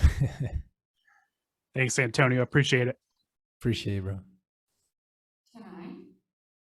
Hey, Antonio, this is Tanai from MMA Island. I asked Vinny the same question that I'm going to ask you. How does it feel going up against a fellow Brazilian? I don't really like to fight another Brazilian, you know, but it is what it is, man. We, as I said, we know each other, but we're not really like close friends, you know. But we both representing like the same country, but we still fighting for each other, you know, for our team. You know, he's fighting for his team, I'm fighting for my team, fighting for myself. So it is what it is, man. If you gotta fight, we gotta fight. You know, I prefer definitely to fight another, like someone from another country, but if I gotta fight him, I gotta fight him. There is no choice. Absolutely. I also saw you play some games of FIFA on your Instagram. I'm terrible on that. Yeah, yeah. I saw Zuada got the better of you, but I don't know if you're a football fan or not. But the Copa America started yesterday. Brazil got a nice 3-0 win. Do you think they're gonna win it all? I saw the game yesterday, 3-0, right? Yeah, I think the team is pretty good. You know, I follow some guys. I'm friends with some guys. They're doing a great job. You know, I really believe on the Brazilian soccer team. There's a lot of like talented guys. You know, you see Neymar, Marquinhos, Gabriel Jesus, Gabigol, a lot of guys, and I'm always rooting for them. All right. If you see some of your friends, tell them that I said hi. Tell Neymar I said hi. All right, I'll tell him. Good luck on Thursday. Thank you so much. Thank you so much. I appreciate it. Antonio, your high level of jiu-jitsu always gets brought up with, you know, with all your fights, but do you feel like your striking sometimes gets overlooked? And do you think it could be a deciding factor on Thursday? Could be, man. I think it's like MMA fight, you know, so I think I gotta mix it up always, you know. I cannot go just for one thing, you know, just for jiu-jitsu or just for striking. I think that's something that I was doing in the past and wasn't good for me. I think when I mix it up, I fight way better, you know. That's what I'm training for, you know. trying to mix it up, use the right thing, the right moment, and I think this is gonna bring the win. Thank you very much. Thank you. How you doing, Antonio? This is Tariq from the Havoc Hour. So we've talked to a lot of fighters about what the experience has been like in the bubble. But for you, just back in January, you were on Fight Island, and now you're here in the bubble. What was that experience like compared to what you have right here in Atlantic City? Well, here's more days. It's a little weird, like to be far away from your team, from your house for that long. My last fight, we gotta stay here for like 17 days. This time is gonna be 12. What is better? But it is what it is, At least we get more concentrated for the fight. We got on this environment, so we get used to that. At least they have a, like a good place for us. They give us like good food and everything, so make it easy for sure. Sounds good. Best of luck this week. I'm sorry. Oh, sounds good. Best of luck this week. Oh, thank you so much. I appreciate it. Hey there. I was just curious because I noticed there was an Instagram post a bit ago where you were training with Buchecha. I'm kind of wondering what the experience has been like training with him and how he's been adapting to getting into the MMA ranks. Yeah, Buchecha is my friend for a very long time. He just started in MMA, but he's doing very good. He doesn't have a fight yet. I think he probably gonna be fighting like July, August. I don't really know actually. But he's so talented, he's the greatest of all time, 13 times world champion. He got everything so easy, so fast. I think he's gonna do great in MMA as he did on Jiu-Jitsu. And it's been great, man. We always helping each other, we're very good friends. He's leaving my house now that he moved to Florida, to train at American Top Team. And it's just great, I got somebody to push me in the floor, if his game is awesome, man. Thanks for the insights, man. I appreciate the time. No problem. Hey, this is Max Goen from the Going Live podcast. Thanks for taking the time. I just have a quick question. Obviously, your opponent could be a little desperate for some bonus points. Are you expecting some first round pressure? Yeah, definitely. He's always strong in the first round, right? Not just, I think, especially now because he needs the 6 points to try to go to the playoffs. But this is his game, He's all live. His first round was his best round, so I think he gonna go for all or nothing. Thanks so much, man. Great luck. Good luck on Thursday. Thank you so much, man. Carlos. Hello, Mr. Antonio. How you doing today? How doing, man? Good. Obviously, someone mentioned before that you posted something about FIFA on your Instagram. Are there any other video games you like to play when you're not fighting? I like to play Counter-Strike. I'm not that good also, but I love playing that. If you ever want to play Counter-Strike with me, I'm always down. I love Counter-Strike. Good luck. Oh, really? Let's do it, bro. Let's do it for sure. Definitely. Yes, sir. Good luck on Thursday. Thank you so much, man. Appreciate it. Yes, sir. Michael Morales. Hey, Antonio, how are you? How are you doing, brother? Everything good, man. Glad to have the opportunity to speak with you. My question for you is, how's been your experience with PFL so far? Man, great. They treat us so well, I feeling home, that is the environment so good, everything's working great, this stuff, everybody's awesome, man. I love the experience, All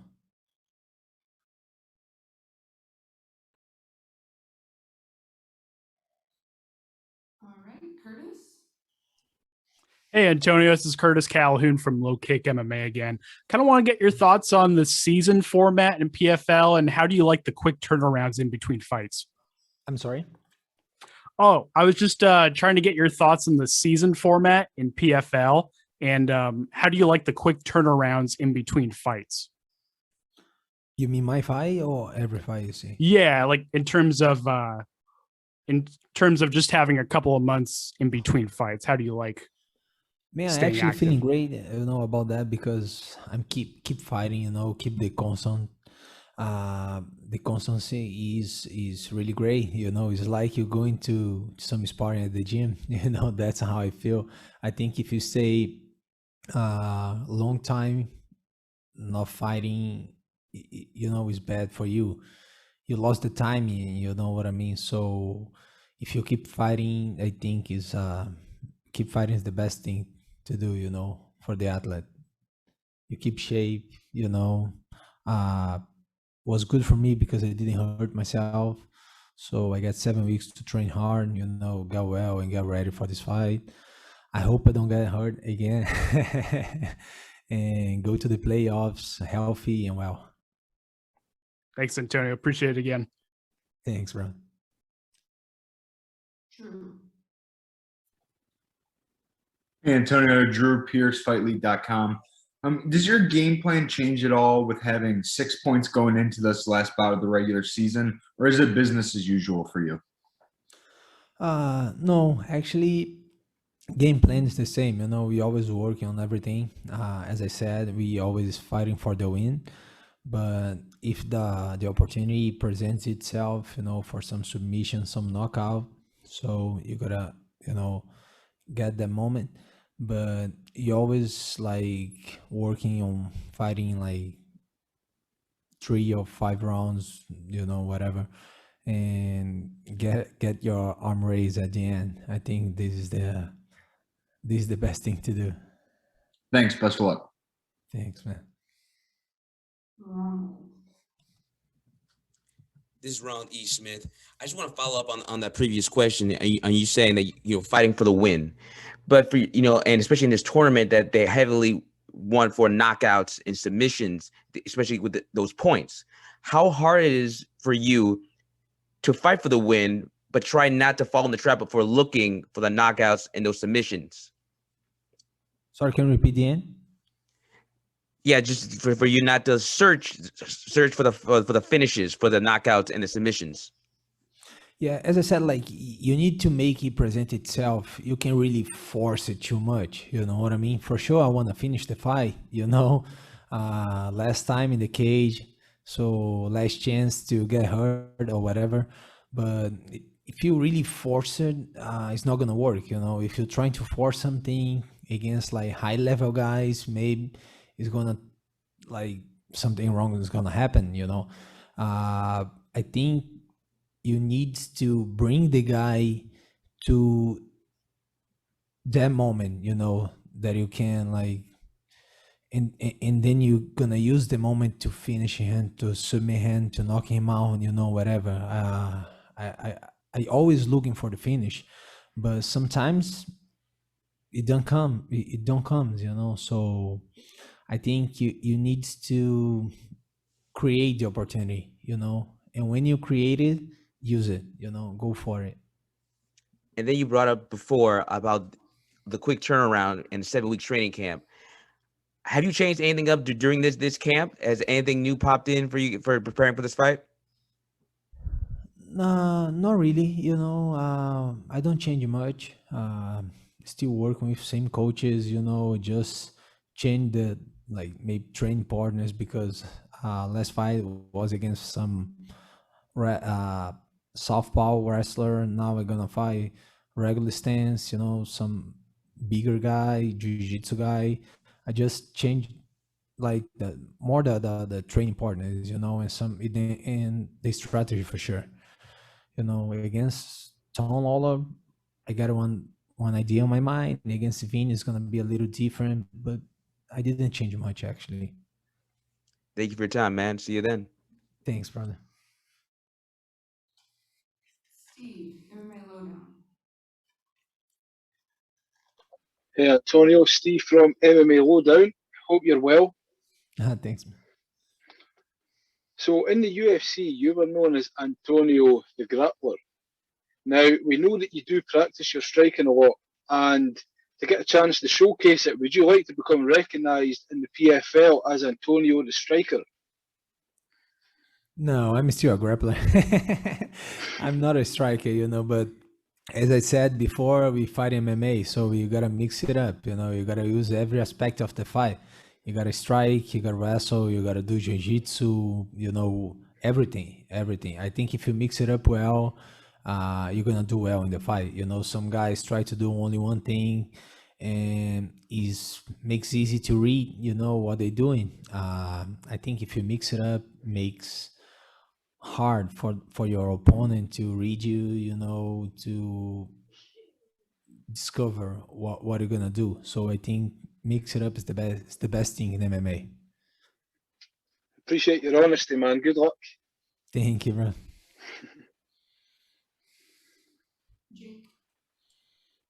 Jake Foley from Overtime Heroics here. Thank you for your time, Antonio. No problem.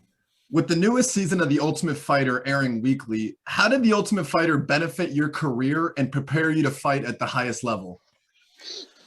Man, was great. It was a great experience. I was fighting against experienced guys at the time. At the time, I had only 3 fights. The next thing that's coming on, somebody I need to ask. So, sorry. What's that? Oh, all right. So yeah, the Ultimate Fighter was a great experience. Short period of time. I gotta fight like 3 times. Against experienced guys. You don't know who you're gonna fight, so you need to be ready for everybody. It was a tough experience for sure, but was great for me. Make me prepare to face everyone. Especially because I was fighting against a heavyweight. And I actually never been a heavyweight, I actually at the time was a little lighter than I am right now. At the time I used to walk around like 208, no more than that. And now I'm walking around like 218, 220. So yeah, it was great, man, especially in Brazil, the television in Brazil, the Ultimate Fighter was on Global. Global is a channel that everybody in Brazil watches. So it was great, man. It was great for me. It was a great experience. Thank you for your time and good luck on Thursday. No problem. Thanks, man. Hey, Antonio, this is Tanai from MMA Island. You finished Tom Lawler with a guillotine in your last fight, but he had you early on in a guillotine as well. How tight was that, and how confident were you to get out of it like you did? I knew he was good in the guillotines, but I've been in that position for like 100, I don't know, 1,000 times. You know what I mean? And it's pretty hard to finish me, especially on the guillotine. You know what I mean? So I knew he would try it. I just need to stay calm because I know how to defend. He was spending his energy and was part of the strategy actually, and everything worked out well. Wasn't very tight actually. I just need to position myself in the right way. So it's gonna be hard to submit. Good to know. Thank you so much, and good luck on Thursday. Thank you. Aldrich.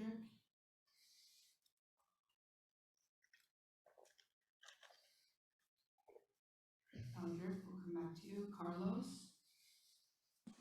This is Carlos again from the Drippy Podcast. I don't know if you watched the UFC the past Saturday, but your former opponent Marvin Vettori fought in the main event against Israel. I wanted to know, what do you think of both Israel and Marvin's performances? I didn't really watch the fight. What I heard was like Marvin trying to taking him down, and Adesanya work on his kicks and keep the distance. Basically was that, but I was sleeping at the time, you know what I mean?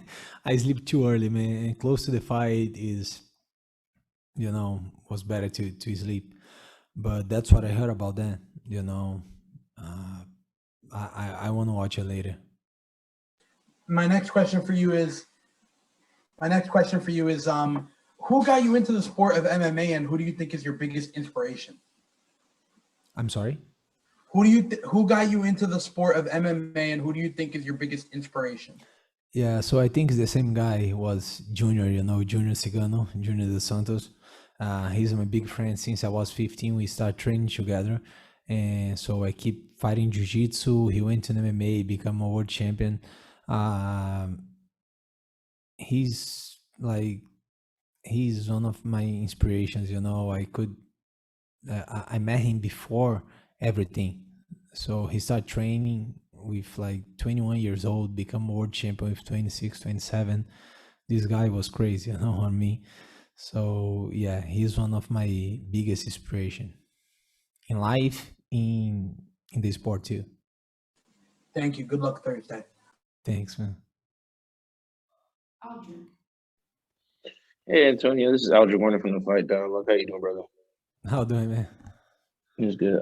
So my question for you is, of course, you and Vinny are both high-level black belts in your fight, and of course, as a fellow jiu-jitsu practitioner myself, pending the fight goes to the ground, do you think positioning will be the key of securing the victory or helping you towards your game plan? I'm sorry. I was saying, both you and Vinny are both high-level grapplers, and pending the fight goes to the ground, and as a fellow jiu-jitsu practitioner myself, do you feel that positioning will be the main key factor in your fight? If there is any position, you mean? Will positioning on the ground be a factor in your fight if it goes to the ground? Oh, got it. All right. For sure, as I said, MMA is a little different from grappling. He's a very good grappler, as I am. Would be a great,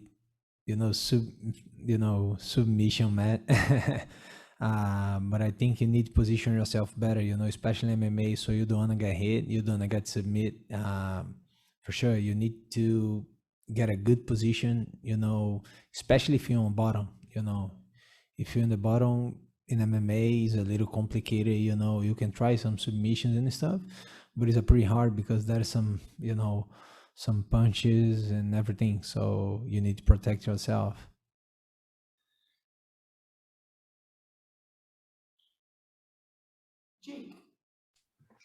Jake Foley from Overtime Heroics here again.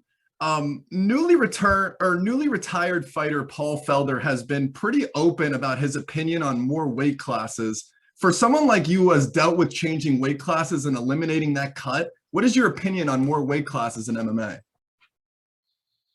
Yeah, you see the guys going up, they having a better results, better fighters, they becoming a better fighters because they don't, how do I say, you don't messes with your body a lot, you know what I mean? Like for me to cut like 15 pounds is easy, but 35 pounds was crazy, man. I couldn't leave. I was thinking about the diet my whole day, my whole the whole time. And I don't know, it just messes with everybody, your like testosterone, your hormones, your whole body. I was having a lot of injuries, by the time. So I think if you can keep the way, your weight close to your weight division is the best thing to do, not losing a lot of weight. I think it's the best thing is the best thing to your body, the best thing to your perform. Thanks again for your time. Good luck on Thursday. Thanks, man. Appreciate it. And hey, Antonio, Tanai again from MMA Island. You said about your friendship with Junior Dos Santos, and he parted ways with the UFC recently. Where do you think he's gonna end up? Will we see him in the PFL soon? Man, I don't know. Maybe there's a chance. I don't know how he's doing with the negotiations. What his plans. For sure, a lot of like the big organizations gonna like to have him. He's a really nice guy, great athlete. And all I know is that he's gonna be ready. For whatever. He faced a lot of like tough guys. His whole life he was fighting against the top 5 guys in the world. So I think everybody wants him. Let's see what's gonna happen. I don't really know. That is almost like 10 days that I don't really talk to him about it because I'm here. All right. Thank you so much for sharing. Good luck. Thank you. Any more questions for Antonio before we let him go? One more. All right. Thank you, guys. See you. Appreciate it.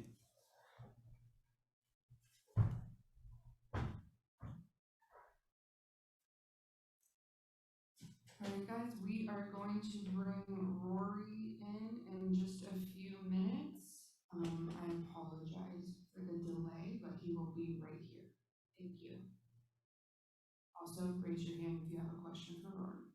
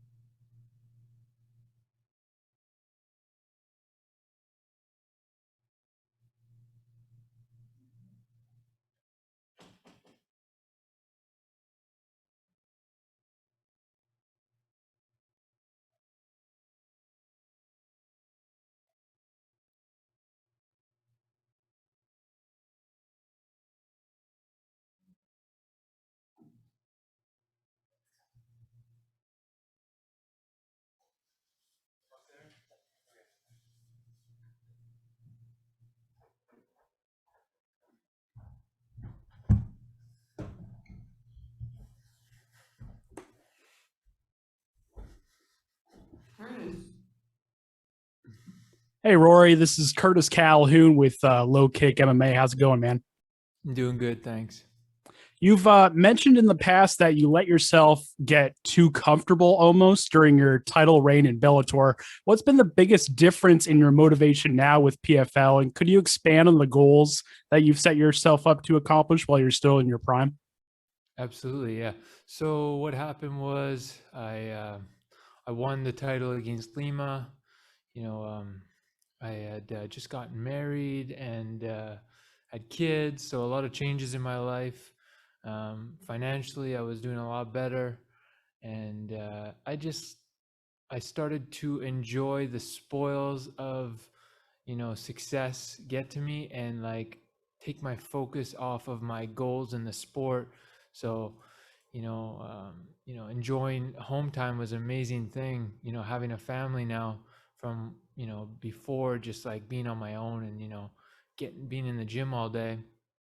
It was nice to be at home and be in that comfort zone of family time. And, you know, I just I abused that. You know, I didn't balance it out with the hard work and the sacrifice it takes to be at the top level of the sport. And that drawed out for a fairly long period of time. And I felt like my performances dipped. And with this whole COVID thing, I was able to take a break, kind of look internally like what happened. Sometimes, you know, when you're busy, have a busy schedule, you don't actually face the issues that were coming up. So it gave me some time to address these things, refocus, remotivate, setting goals. And like you said, you were asking what those goals were. You know, I want to be the number one welterweight in the world.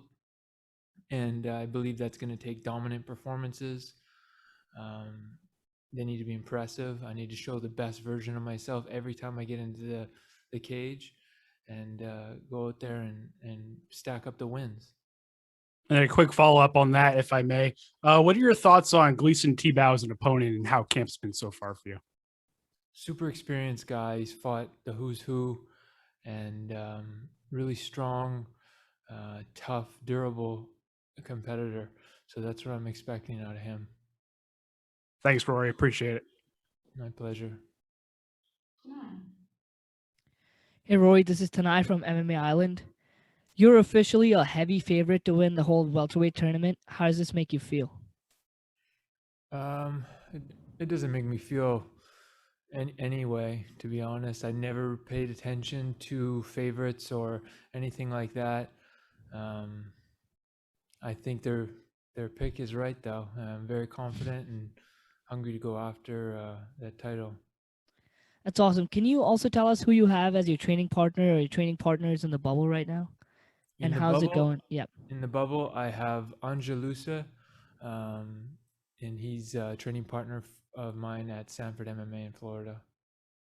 Awesome. Thank you so much. Good luck on Thursday. All right. Thank you.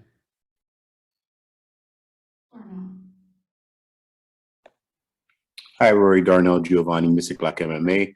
Just wanted to know, there's a couple fighters who pulled out during this season. Are you training for a specific opponent, or are you just training just to get better in every area? Both.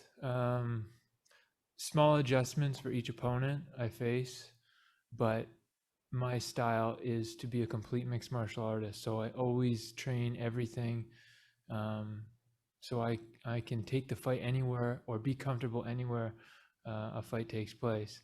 But when I have a certain opponent and I feel like I can do certain techniques that would, be good against that kind of style of guy, I'll practice those a little more. And if you were to win this competition, where would it rank in your career accomplishments? It's it's going to be right up there with all my championship wins. This is a really it's a tough competition because it's very condensed. 4 fights, very condensed. It's training camp after training camp after training camp after training camp. So it also takes a lot of mental fortitude and to be able to push through and all these restrictions, the bubble, all these little things, they add up on a fighter trying to prepare to be the best they could be. So I think being strong mentally is a huge key in that. And last one for me, I remember in your previous organization, you had those customized suits. Are we going to see the return of the suits? Not until these bubbles go away and we can get, regular press conferences back and I can actually see you in person. Awesome. Thank you, Rory. Breeze. Hey, Rory, it's Breeze with the MMA Breeze. You mentioned before who you brought with you to the bubble, and you mentioned training out of Sanford MMA. Sanford's one of the most talked about gyms right now. You guys have a lot of talent out of there. Who are some of your favorite guys to work with out of Sanford, and how instrumental does that gym play to your career? It's been great. Honestly, like there's so many guys that have been amazing to train with. Obviously, Anj, who's here with me now. There's guys like Jason Jackson, who's fighting out of Bellator, Gilbert Burns, and Robbie Lawler's there. I mean, there's so many good guys, and there's even bigger guys there. Fighting in the UFC and on their way up to the UFC. So it's been a great experience, full of good, positive personalities, hardworking environment. So it's been great to be there. Awesome. Thanks so much. Michael Morales, please. Hey, Rory, I wanted to ask you, you've been active inside this industry for almost 16 years. You made your debut in 2005. After so much time dedicated to the MMA industry, what continued to fuel, your fire and the fire inside you to keep doing this? To be the best in the world, to claim that spot. I still feel like I need to accomplish that, and obviously to provide for my family. Those are my two big motivations. Awesome. And what are your thoughts on PFL's welterweight division so far? I think it's a great division, super competitive from guys all over the world. I thought they did an amazing job putting the welterweight division together. So it's super competitive and very happy to be competing against top level opponents. Thank you and good luck on Thursday. Thank you. Tariq. Hey, no, Roy, it's Tariq from the Havoc Hour. So we talked about how you were looking forward to fighting twice in one night. So far this season, with your first fight got done and over pretty quickly, you got the finish. In this fight this week, are you going to look to get the finish quick, or are you going to try to test yourself a little bit to kind of make up for that? I'm going in there to finish. I'm not trying to play games or play points anymore at this point in my career. I go out there to dominate and show the best version of myself. So, whoever's standing in front of me, I'm not trying to extend the fight any more than it should. I'm going to go after them and try to put them away. Dylan. Hey there, Rory. Appreciate you making some time. Thanks. I was just curious because I was noticing that we're a couple days removed from the 11-year anniversary of your fight with Carlos Condit. And when I spoke with David Lee, he was talking about how that was the loudest crowd that he had ever heard. And he spoke very favorably of just what you were able to do to grow BC MMA and by proxy Canadian mixed martial arts. What are your recollections of that fight with Carlos Condit and just the residual fallout from it? Yeah, that was an incredible experience. Still to this day is the loudest arena I've ever been in. For my fight or any other fight, I couldn't believe it. To be honest, when I was going out to that fight, like before I was walking out, I didn't expect anybody to know me. It was my second fight in the UFC, but when they said that I was from British Columbia and we were fighting in Vancouver, I think that the crowd blew up that I was, somewhat of a hometown guy. So that was totally taken by surprise, and I was just flooded with emotion and adrenaline. I honestly couldn't even hear myself think. It was the loudest experience of my life, And obviously, fighting a guy like Carlos Condit at that point in my career was like a huge step up. So it was just like adrenaline to the max. I wasn't in my right mind or focus. I was just riding on an adrenaline high like I've never had before. Thanks so much for the insights, man. Yeah. Jake Foley from Overtime Heroics here. Thank you for your time, Rory. My pleasure. Last week, fellow Canadian Olivier Aubin-Mercier wore a shirt that fans could scan on their TV and tip through Bitcoin on his performance. As a fighter who has seen it all in MMA, how do you think this could benefit the sport moving forward if more promotions adapt this? Yeah, I think I did the same thing actually. I had a Dash sponsorship. At one point, I'm not sure if we did the QR code for that one or not, but I think it's awesome to implement, some cryptocurrency into the sponsorships. I think it's a great opportunity for fighters and the cryptocurrencies that get involved. Thanks for your time. Good luck on Thursday. Thanks.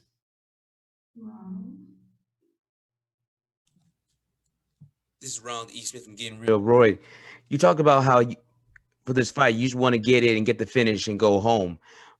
But also, too, it's easier said than done, especially for this tournament. So how do you balance on trying to get the finish but not look for the finish, which may also stall the fight and may go to a decision?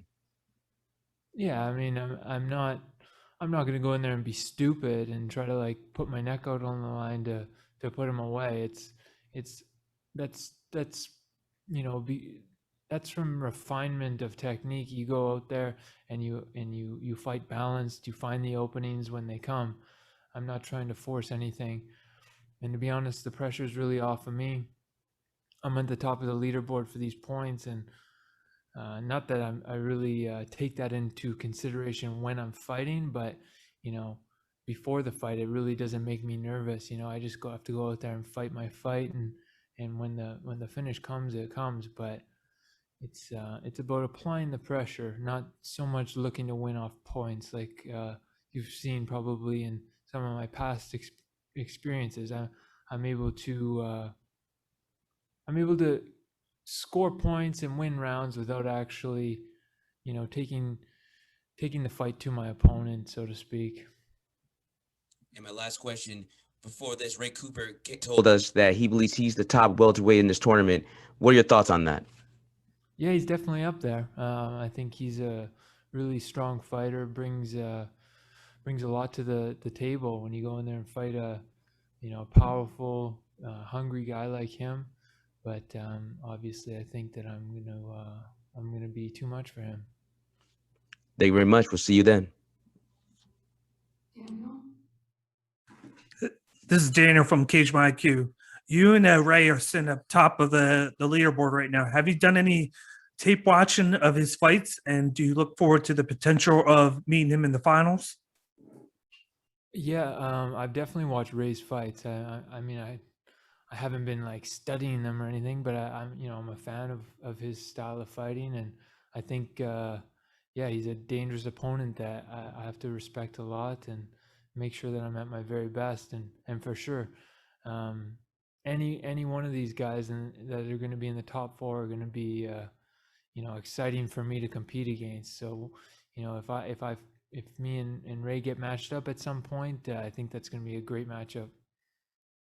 And then, did you do anything in between the bubbles to fine tune your skills to get ready for Gleason? Just training camp as usual, and then adding in a few techniques that I feel like I can take advantage of. Thank you very much. Hello, Mr. McDonald. How are you doing today? Pretty good, thanks. I saw on your one of your most recent Instagram posts that you were holding your two lovely children, son and your daughter, and you're obviously a family man. Would you consider them your biggest inspiration to continue doing the sport of MMA? My family and accomplishing my goals of being the best welterweight in the world. Yeah. And my next question for you is, who got you into the sport of MMA? My dad. We were talking in the car one day with my brother, and he went to a gym that did mixed martial arts. We called it obviously like UFC training, because at the time we watched UFCs, and he was like, "Yeah, we did a field trip, and it was like UFC fighting," and he was telling me all about what they did, and I always really loved combat sports, and I always wanted to do boxing and things like that, but I never got the chance to go and do it. And my dad saw that I was really excited, and I wouldn't stop talking about it, I wouldn't stop asking my brother. And so he said, "Well, would you like to go?" And I said, "Yeah, let's go." So we turned the car around, and he took me there, and we talked to David Lee, who is the owner of the gym. And he was like, "Yeah, come back at 5 o'clock or whatever it was, and bring this and that." And I showed up, and I basically never left after that. My final question for you is, obviously you were once known as the next predecessor to George St. Pierre. Do you still hold yourselves to those such high standards? No, I never did, to be honest. It was always something that people just put out there in the media and always asked me. I never set out to be George or anything like that. I think that's just setting yourself up for failure, or trying to mirror someone's accomplishments. I have my own road, I have my own style, and my own experience through this walk and this road of martial arts. I've been able to have the opportunity to train alongside with George and learn a ton from him, but I would never compare myself or try to live up to what he accomplished. I'm just trying to accomplish my goals and have my own experience in this sport. Thank you, and good luck on Thursday. Thanks. Hey Rory, it's Steve from MMA Lowdown. So you fought a who's who in the sport. This week you're taking on Gleason Tibau, someone who's also fought many names. I just want to get your thoughts on Gleason. So have you followed his career at all over the years? And if so, I just want to know to what extent. How do you feel you match up stylistically against him?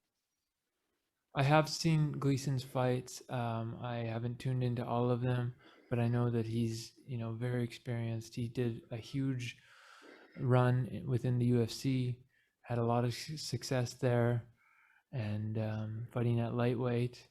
And I think he's a big, strong, experienced guy. He's probably seen it all. He's been fighting for a long, long time. He brings it. He's got a lot of wins under his belt, so it's somebody who I respect, and I'm going out there focused, determined to bring my best and put him away. It's a fight I thought that we'd never see. Best of luck. Can't wait. Thank you.